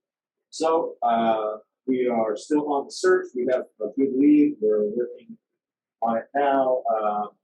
Once the last deal fell apart, I fell into a deep depression. No, I just plead to the parent group and the board for some more horsepower because I'm losing momentum. So in Walker, Zach, everybody's rallied, and we got this map that shows potential properties. We have the broker is working for us, Colliers. They are the school district broker, so they've done these deals before. The guy who was helping us do design here is still on the project, Dion. And Gene, the guy who built this deal for the school district, is still on the project. The architect, Dominion Studios, who I built another commercial building with in my other job, they're still the designer and architect as well. And they know, and the guy Wayne designed this, right? So he knows what this school really needs, what it's all about, and he is attached to this next project. So enter Walker, who is now kind of driving the bus and leading the way on the real estate committee. Still $40 million. Not going to be here. Hoping to keep it somewhere in this area. We have these that fall through. And that was a joke on the depression. So can I just briefly ask? No, sorry. We got to keep going. Did basically they didn't want to play ball? No, we can't purchase this building because of it's too fall. So I'm about to tell Okay. this, but I'm going to answer your question. So, thank you. That was a lot of context. Some of it I just couldn't even. So we've been starting and stopping with other locations and looking motivated, and then there's and so Colliers 4 or 5 months ago created a map with issues, concerns, proximities to fault, proximities to pipeline, proximities to campus stores, proximities to liquor stores. So a whole bunch of pitfalls that have created start and stops for recall assets, which is ultimately the reason why this school was purchased, because it was on a non-active fault line. So don't ask me about challenges. But before I get into my half that motivational talk, I still would encourage all of the board members and anyone else listening to still continue to look for other locations. And some of the requisites in and around the school is obviously proximity to it.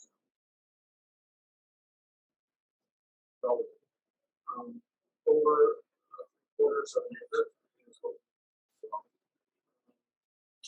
And get all of those pitfalls as well. So I think I set out that Colliers was created to does want that not to say that to you. So that's from a continual recruitment. From the current situation, we found a location that we're encouraged and excited about. Close to here, close to USB, close to society, close to the YMCA. So there's a lot of opportunities for tool programs, teachers, or walkability to school programs as well. So it's encouraging. In fact, a huge part of that as well. Where steps are right now with that location. With the seller, we've walked the property multiple times with some stakeholders here, but with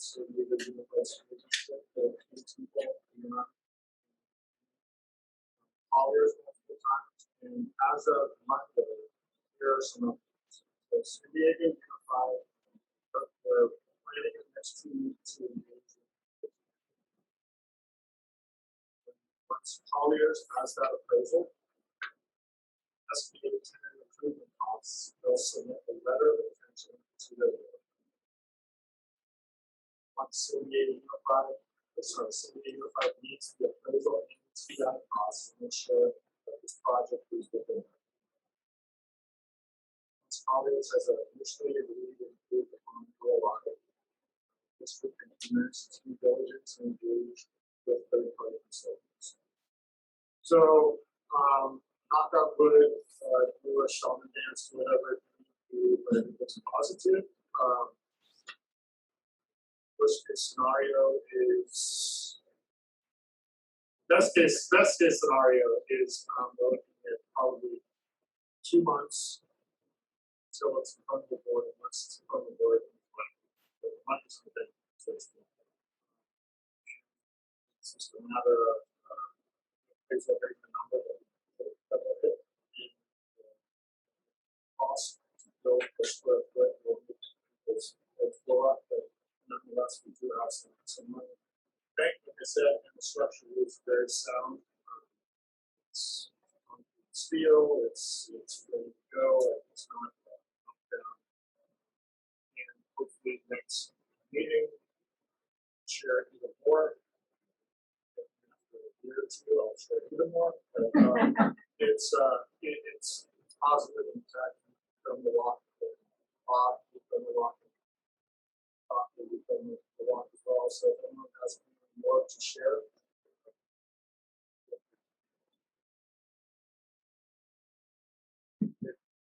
More positive. The great thing.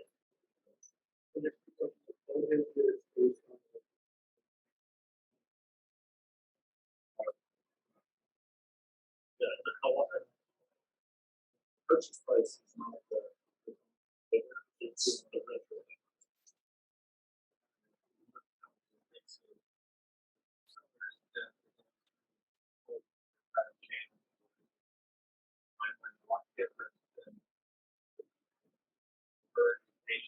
Their relationship.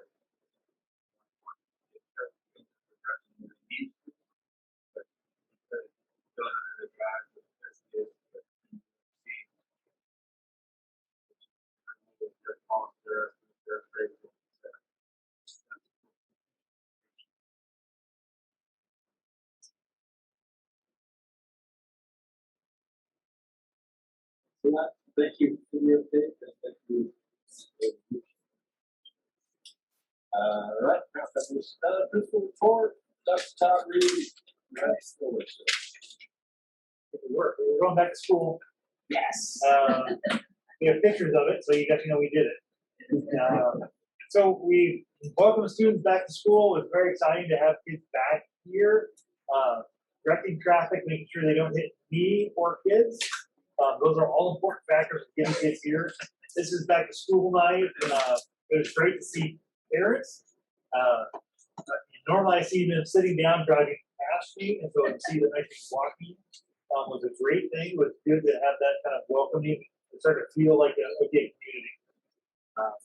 Our classrooms were raring to go for the first day of school. So Miss Thompson is on the left, where Miss Huston's in the middle. PE is there also. Kids are excited to be there. I will tell you the big thing with elementary, primary grades across the state is that kids are struggling with the structures of school because they have not been in school.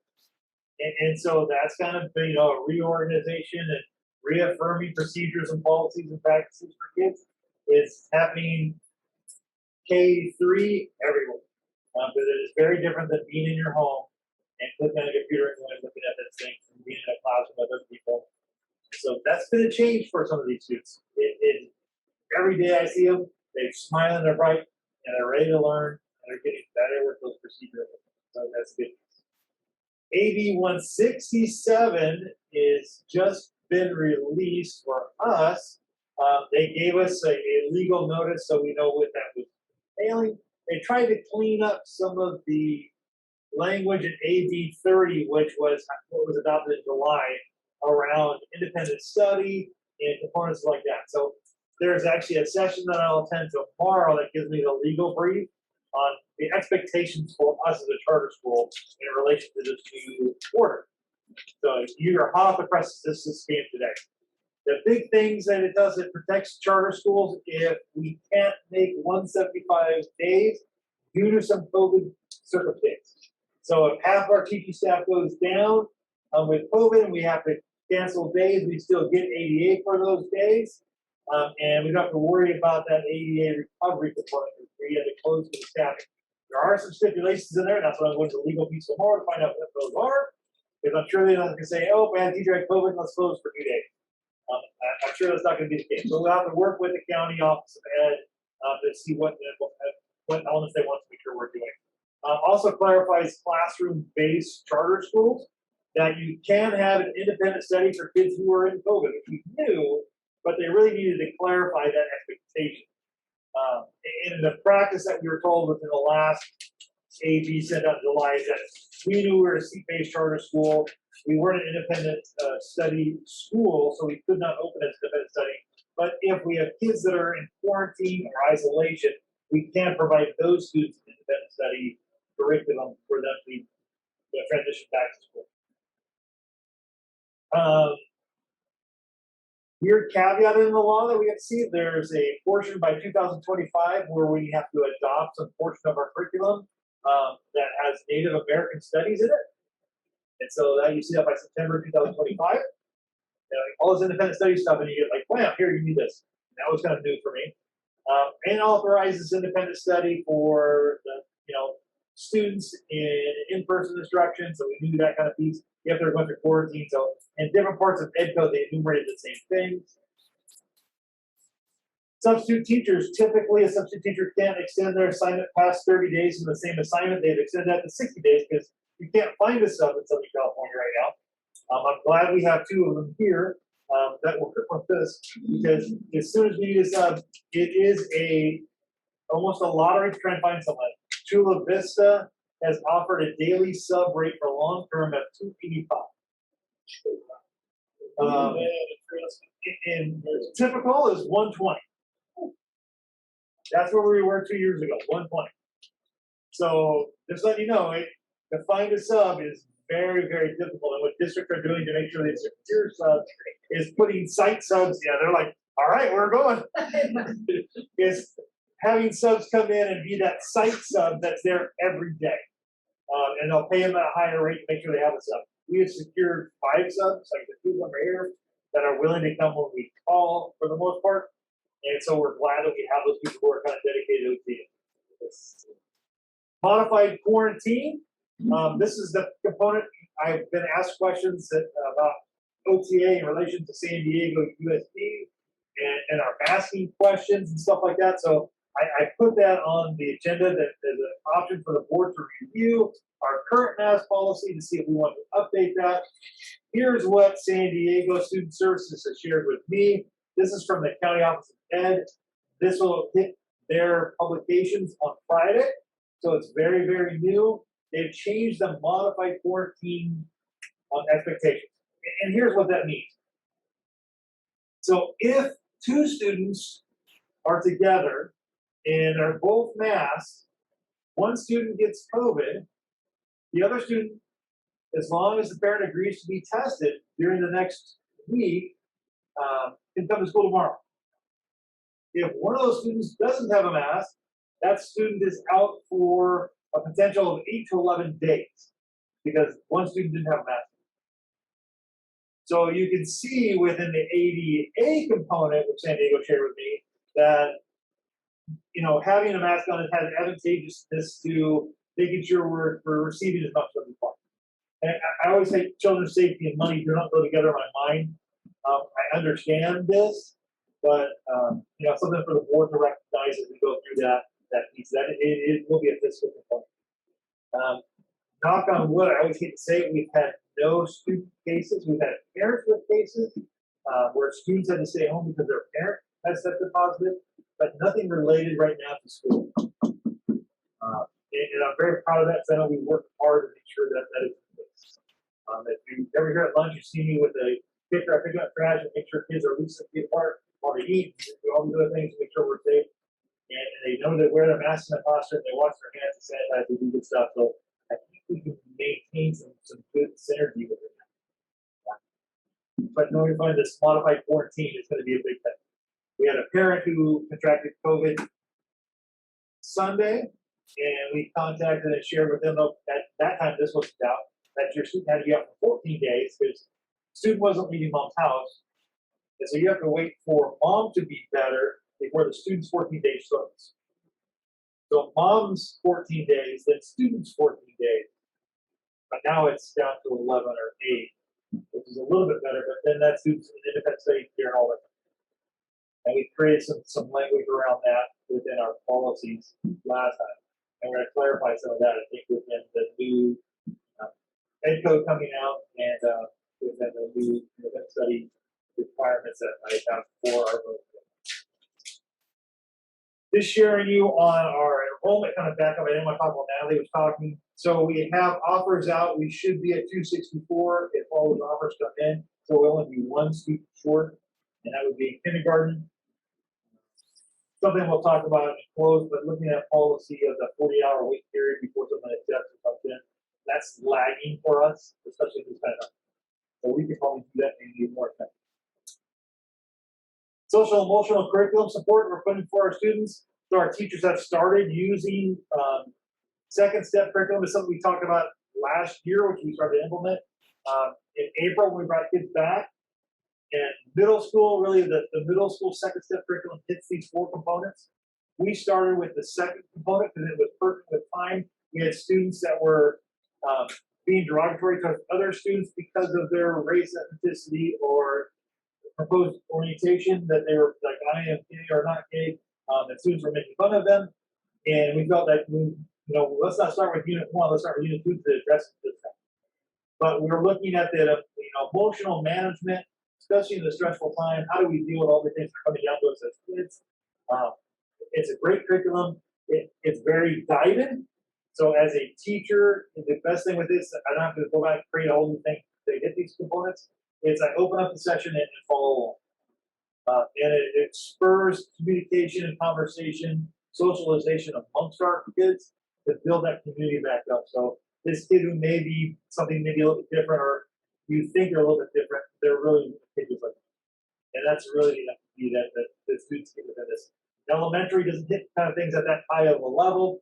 They do growth mindset, emotional management, empathy and kindness, and then problem solving skills for our kids. So it's hitting more things that they do and help them control their impulsivities and things like that within a classroom. And you can imagine, especially right now, that's a big thing with our kids, like I shared with you across the state. Our youngins are having a hard time switching the classroom, but this actually works and supports them. This is kind of what a teacher sees. They click on the bottom, they get a opening kind of component which asks for questions. There's activities that ask students to write. There's a video which has an instructor kind of put things in scenarios and presents them at the grade appropriate level. Then it asks for some inclusion and conversation from students. So I wanted to share that, this is something we talked about last year about bringing in, and we're in full bore right now, and I think it's doing well for our students to hear these contents. So I'm excited that we have that available. And that is my next school. I'm very excited about this thing. Great thing. I'm curious, how does it fit into the it's already seems so good? Yes, and really we tried. In middle school, it's a little easier than it is in elementary. It is another thing. Yes, we talked about it last year. It is an important part, especially now. The advisory period time that we created in the morning for middle school, it fits in there really well. These lessons are about 10 to 15 minutes. So it's not a really long amount of time. It's daily. They have daily expectations, but some of them are just communication. Hey, what did you guys think about yesterday? We talked about this, like you saw there, right about what you thought about. So it just kind of integrates into the day. Yeah. And our elementaries are using it at different times of the day. Some of them are using it in the afternoon. Some of them are doing their warm-up activities in the morning with it. But it is a good component, and it's really kind of funny, because we got them last year in April. You know, kindergarten comes with puppets and, I mean, a giant box of things, and fifth grade got a folder. And there is nothing for middle school, essentially, it's all online, and so we got the online component for everyone, so they can work with those videos and things like that.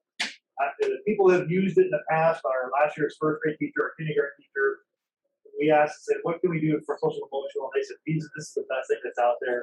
It's research based. It's the only thing they actually said makes a change. And I've heard of it before. I'm like, yeah, let's do that. I know that would be it. And we're just continuing on from last year's success with it, and added it to those.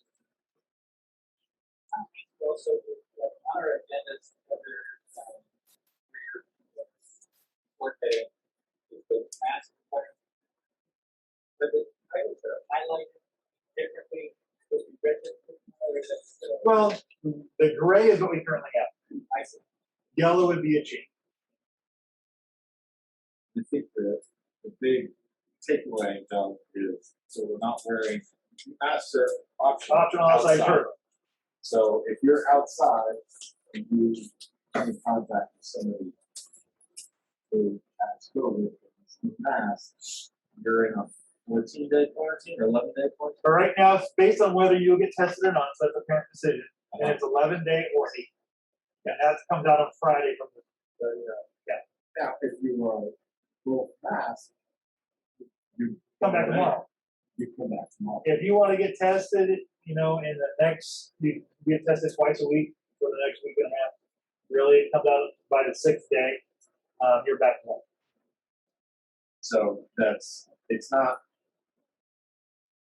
it's really what happens when we have that after. And I think our philosophy on this has always been, when we have the positive and we have an outbreak, what do we do? So now with this guidance from the school district, we don't have to lock down everybody, but I think that the decision that has to be made is, do we want to require masks outside, or do we still want to keep them out?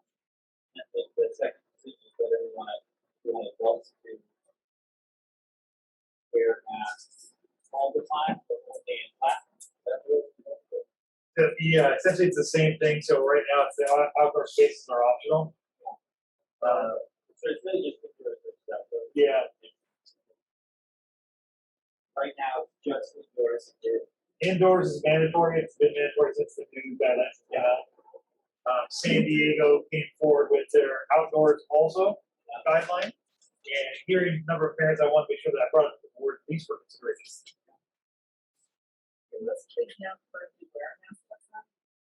Good question. So every day, I take notes on every student that doesn't wear a mask outside. And we start out with 4. And today we had 21. But I have to do this because I have to relate back to that decision-making chart and say, oh, you were tested positive and you played with Johnny and he didn't have a mask on his testing. So something I do. So it's been increasing, but it's definitely, and that's of our total school population. So you're saying 20 kids out of our 250. But it's growing. But it's growing. Every day it's been growing. Very long. Yeah. What would be the reason not to What would be a reason not to what? require masks? Some people don't want to. I think in the beginning, we didn't know when we didn't know, right? When it's like, hey, you can be outside and it's not going to spread. SBUSD took the position of, well, it can spread outside, but the main defense is the mask. Yeah. I mean, I like their position that they've taken, and it's not, it's literally what happens when you have that thing. If you're on a mandatory 11-day or 15-day lockdown, it's tough. It's interesting how it started with 4 and then grew to 21. So Yeah. I think the decision on this tonight. The hard piece, I say, for me is I don't know necessarily which students, I have an idea, are supposed to wear masks and which are not. And so we could put out something to the parents saying, if you want your kid not to have a mask, because that's a minority, And I can monitor that when we're out there, that, okay, you're okay with your, you know, whatever. Because I have helped some students that parents want them to do that, and they've shared that with me. But everybody's wearing masks inside. Oh, yeah, yeah. It's an extra thing. That's what I'm looking at, is that if we were to adopt a mask mandate, we would be seriously True. satisfied by that, but versus those who are applying for the wait list. Yeah. Who want to stay away, have to make the close back if they knew that we were taking it. True. But how many people will you lose? Exactly. Yeah. That's Yeah. right. That's That math is. I don't, I mean, if it's, if we're in the mask, we got compliance inside. I don't think we're gonna have compliance outside, and if it's a real issue, maybe we have an area where you can remove the mask. Kind of like the smoker area almost. I mean, or where you're not gonna be, well, you're not gonna be within 6 feet of somebody. Yeah. Because we do that when we eat. When we eat is when I'm making sure that students are social distance, because you're not in control of where you're at. And that is kind of your mask break time. So,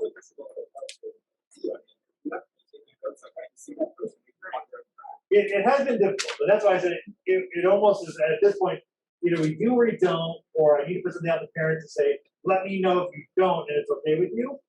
Because then it'll make it easier for me to say, okay, I know Johnny doesn't wear a mask, parents don't want to let down, good. Okay, so you go, Johnny.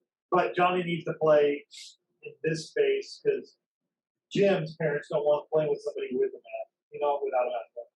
And that becomes a whole different thing. I think we gotta decide. That's why I presented it to the board. See how it goes. That's why I brought it here. So this is SDUSD's. That's their current policy. But you can't be on campus without. It's on my agenda. I think back to school and just Yep. and we were out of school all the day. That's me. I was feeling kind of bad.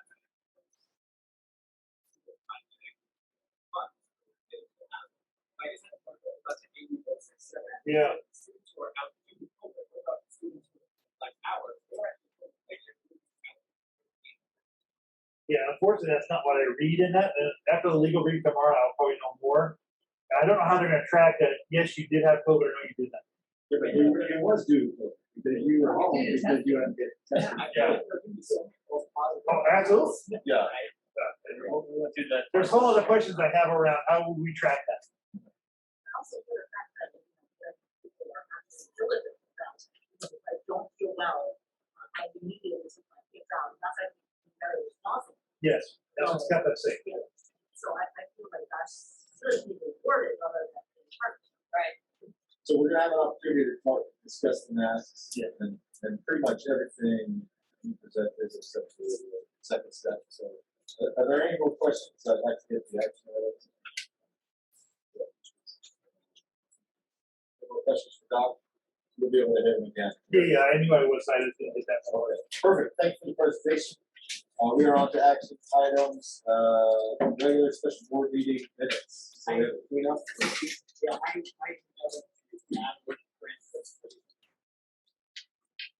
Okay.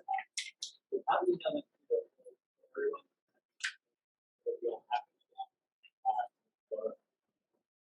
I'll leave that part for tonight, because obviously it's very difficult to truly get where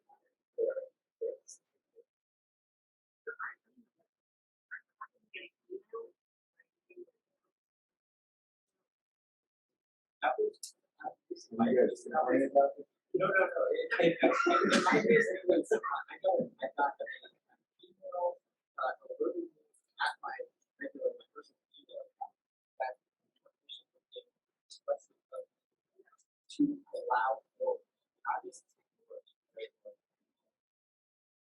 And then I went back.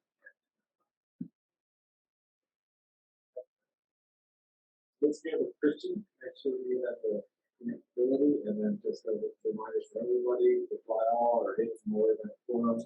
And fourth is all right. excellent. Check register. Stand it out is in the,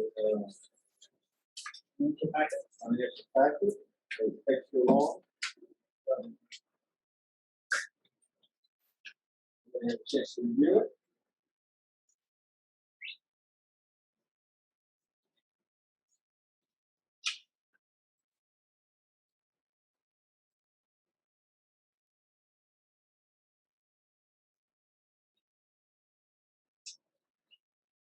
This, I-ready cost, a recurring cost, or is this the initial? It's the initial, because the PD is included in the initial fee. But this is what we put into that, in-person learning grant from last year, it's big deal with that. They do charge an exorbitant amount for PD to start off, when you get restarted, you got new software, except for Eddie. They're like, oh yeah, by the way, that's gonna be $5,000 for PD. But it's in taking away the cost that we're paying for math and IXA. So we're actually saving money, this is look like a using that bill.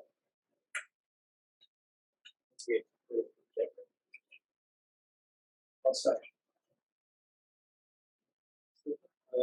Call for vote. All in favor, say aye. Any opposed? Any abstentions? Carries unanimous.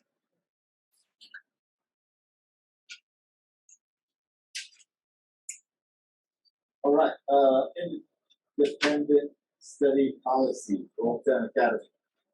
So that is attached here in the packet. Ralph, you touched on it. Does have to be approved this go around? It does not, no, so you can actually read for this one.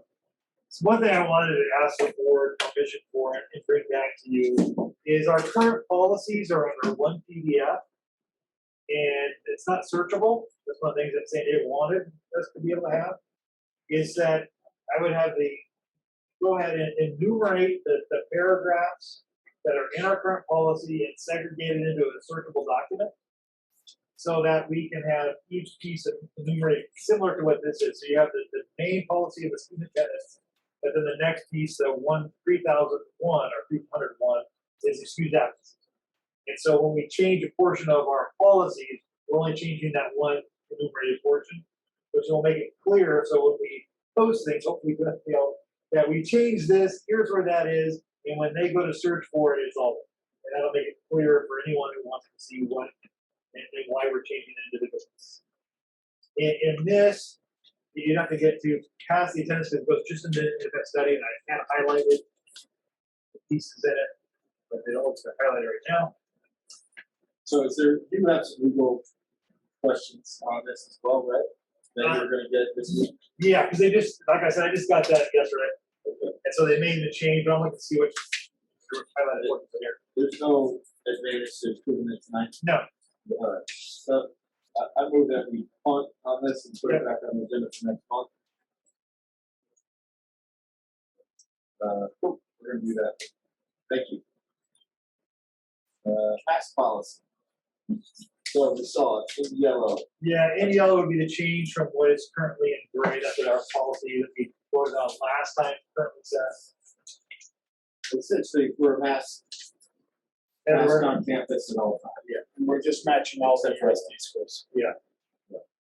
Now, and essentially, if we adopt the USD component, the PE is excluded from the mask component because of all the sports that they play, and you don't wear masks unless you're doing an indoor sport. That's exactly the way they do it. So it's not PE, not sports. It's a cumulative too, right? Exposure. It's a cumulative on mask exposure. And I've been tweaking with that a little bit. So kids usually get 15 minutes of playtime. I've reduced it down to 13. So that I can clearly say if the kid passed, it's stupid, it goes for a bar. No. Just to make sure we are safe. Yeah. But this will make it clear all over. So what is it? Sorry. So masks are required indoors and outdoors unless you're in Physical education for us, because we don't have sports unless you're in an actual program. Unless it's you, since we can do. Yeah, and we eat on social distance markers. This is now the current policy. This is not our current policy is wear mask indoor and option out. San Diego USD has adopted it at their last board meeting. Their board has adopted a policy where masks inside and out, excluding PE and F. And they have that matrix of what to do if who gets isolated. Which is what we have in our. Yes, we still have the same, that's the county decision tree on what happens in relation to whatever your situation is. My inclination is the same as it was with that, which is that if a greater power is suggesting wider scale, this is the policy that should be in place, that you're better off following along. Rather than this is sort of what yes. I know at one time, before COVID, at least what I've heard is that we always kind of follow along with San Diego. We kind of put us in a better light with them. And that's something that I know during COVID, we kind of diverged from what San Diego is doing because we are allowed. So we are allowed to make this policy as supported. So we're allowed to divert. Yes. You can't break the state codes for the guidelines of it, which we are in compliance currently. This would be narrowing that close to downtown. Maybe we will plan on parents to show up.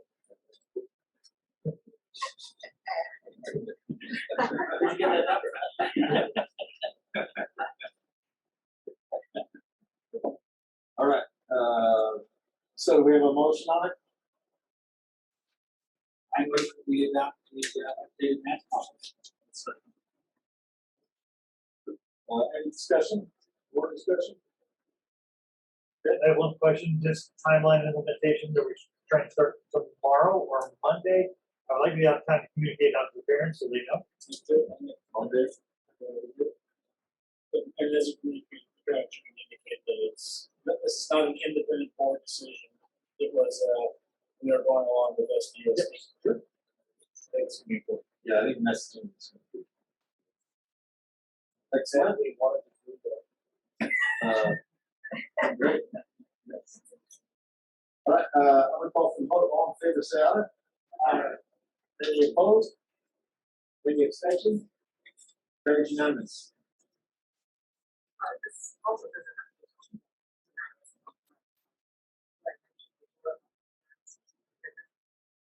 It's on there. It's on that. Yes. It's All the number adults. 2. Yeah, all adults. covers the parents. Yes. Thank you, sorry. We are a mass campus. I think most of our parents are adults.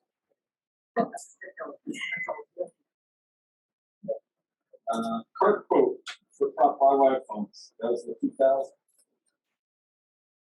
I'll make a motion to approve.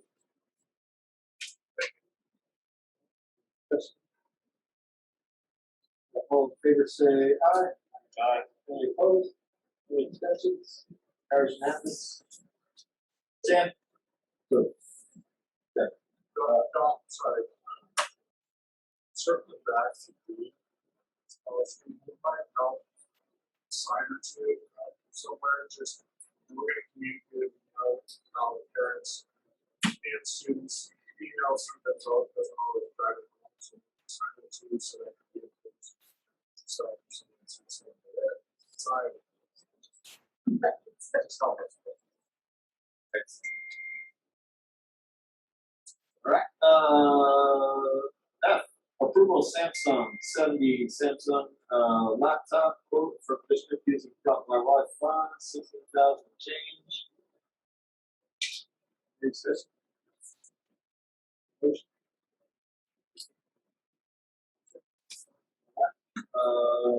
All in favor, say aye. Any opposed? Any abstentions? All right, carries unanimous. 2021, 2022 board dates. Is that?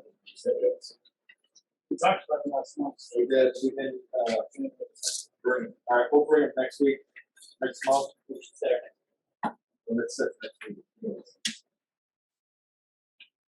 Proposed dates are on our website.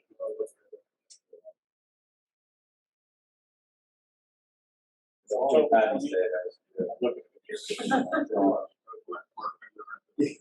Yeah, it's do that again. Way to go out there, to keep feeling. Other ones. So it's very good. Let's set the 21st. 20th is Yeah, Wednesday. And that's proposed board meeting date. And then can we just bring it calendar? It's not- Perfect. Thank you. All right. Excellent. So the motion is to move that and then set next board, meeting for October 20th. Motion. Second. Perfect. All in favor of that? Say aye. Opposed? Abstentions? All right. Approval of elected board members. All right. So, yeah. It's an annual election, and there are some caveats and things to. We reviewed the bylaw, the first section of them, we see that on page 17. We have the board office delineated as it's Article 6. Article 6, Section 1, the officers of this corporation shall be a president, one or more vice presidents, a secretary, and treasurer. Corporation may also have at the discretion of the board one or more assistant secretaries, one or more assistant treasurers, and such other officers as may be elected or appointed by the board.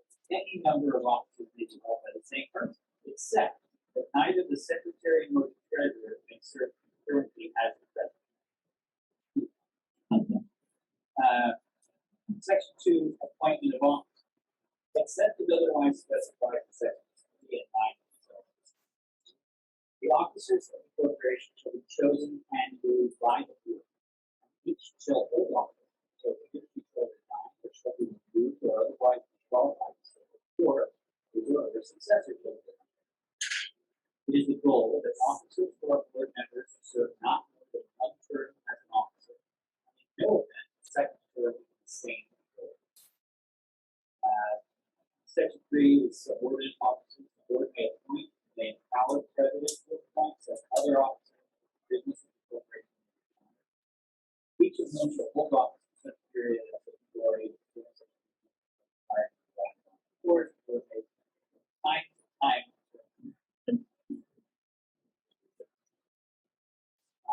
So that I think those are the relevant sections.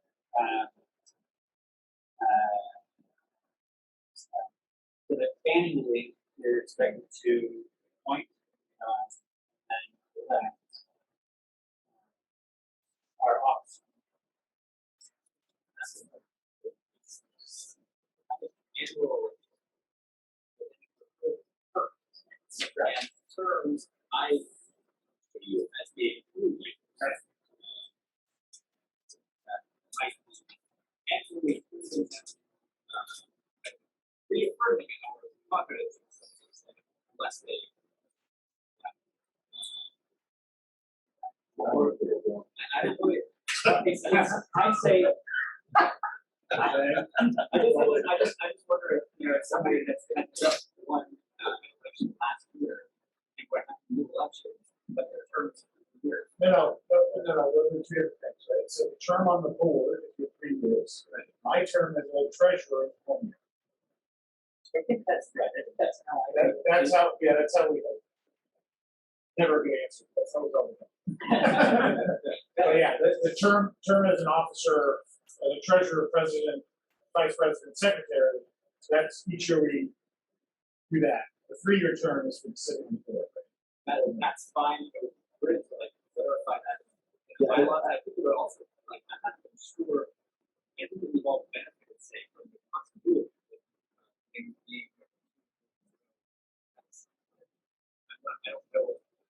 I don't think that to change. Yeah, I think for 1 year, because I don't think we've ever had a president who's on staff. I don't think that's necessary. I don't think that's necessarily right? Because the section that I think is issue where it says it is the goal that officers who are board members serve not more than one term. So I think that that's, you know, that's the goal, right? Like to say like, that's to prevent somebody from kind of holding on to power, right?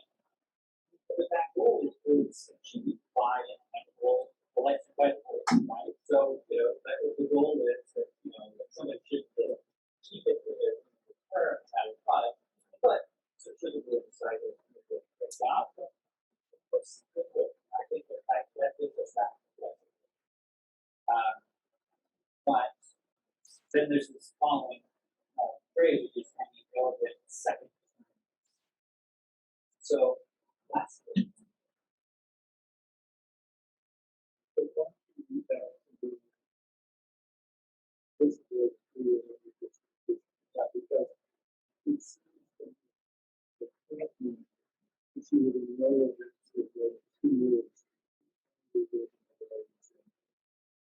I can't, I'm sorry, I thought it said you can't have two terms and more than two terms in specific terms of the board.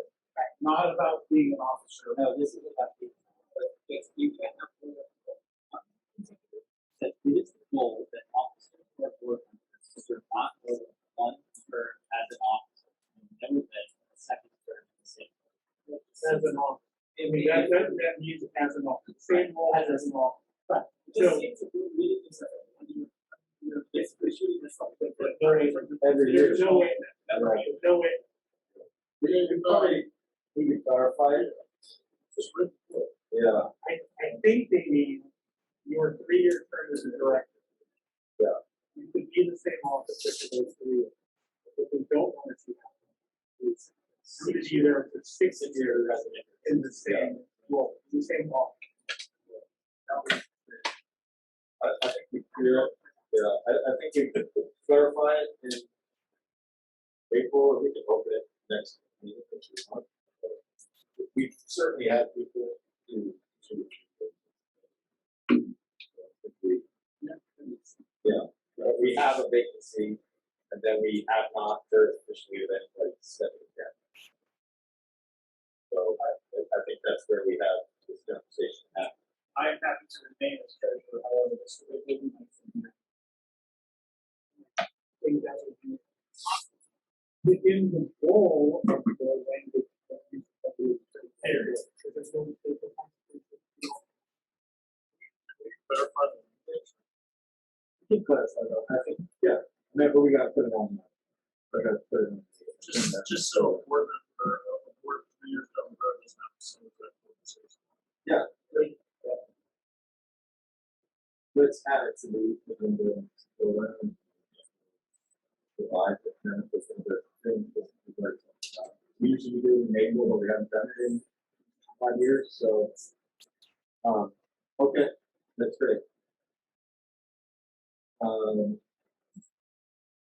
Yeah, so historically, well, it's happened a couple times. I guess it didn't happen a couple times. But last time Ken stepped down was last year, and it just kind of set. So you actually came in. It did something, yes. So is anybody interested in the president position? On. Somebody is, I'm not opposed.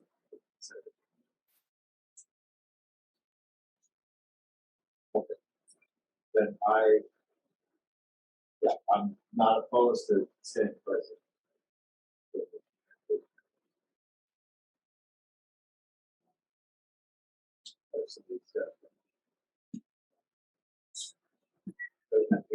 That is your. I'm turned down. Yeah, turned down. Are you are okay with that? Great. Yeah. Moving and set the tradition. Somebody's got to step up and be.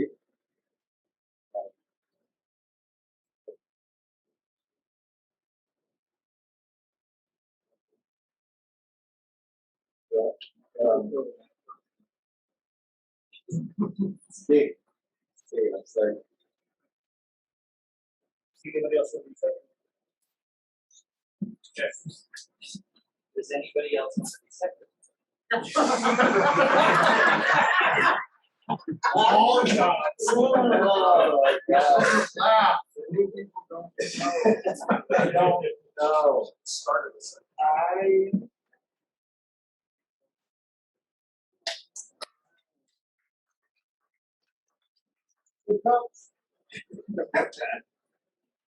That's awesome. You have a former secretary in the audience as well. Have you been for 2 years? That's long. We did.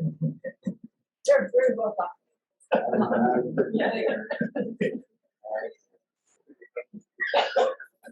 All right, so, all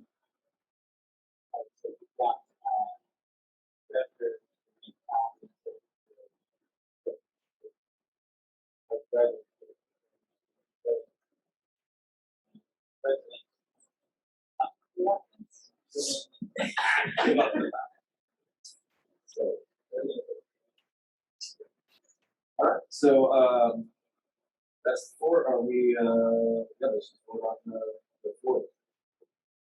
All in favor, those four? Opposed? Carries unanimous. General approval of the committees, I think we did have general with. Yes, I think, I think we did have general, but I think we missed one that is standing, which is the safety committee. And we had somebody that was on it for many, many years, and then it's been a hard position to fill.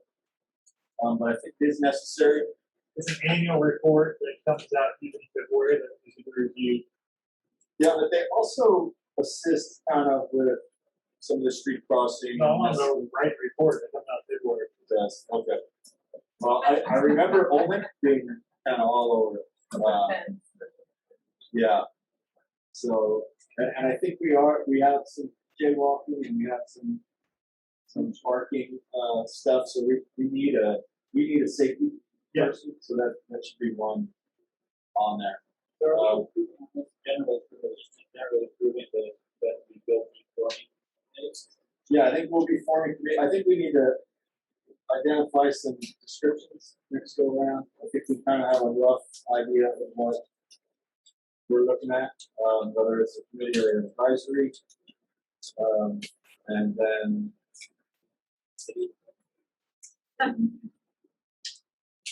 I will not let that happen. So yeah, I think we just need to add safety on there.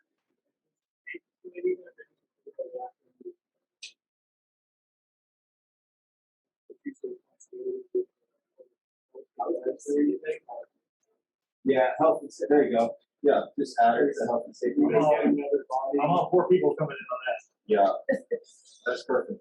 Health and safety. It's better. Keep it down to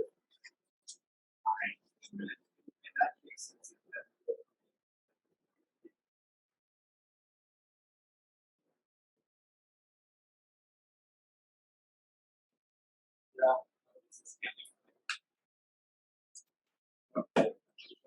I think we can nail that down next meeting because it's in the bylaws, put it in the bylaws.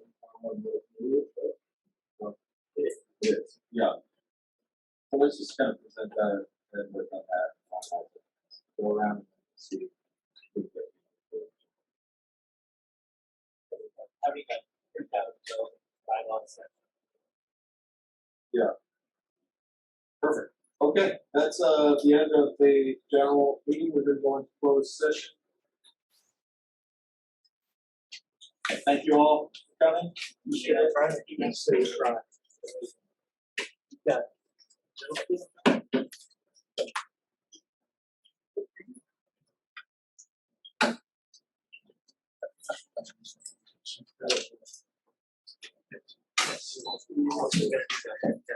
Yeah.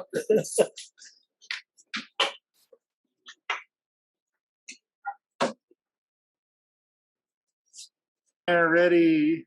This is James Garland. Nothing to report out from closed session. Thank you and have a great evening.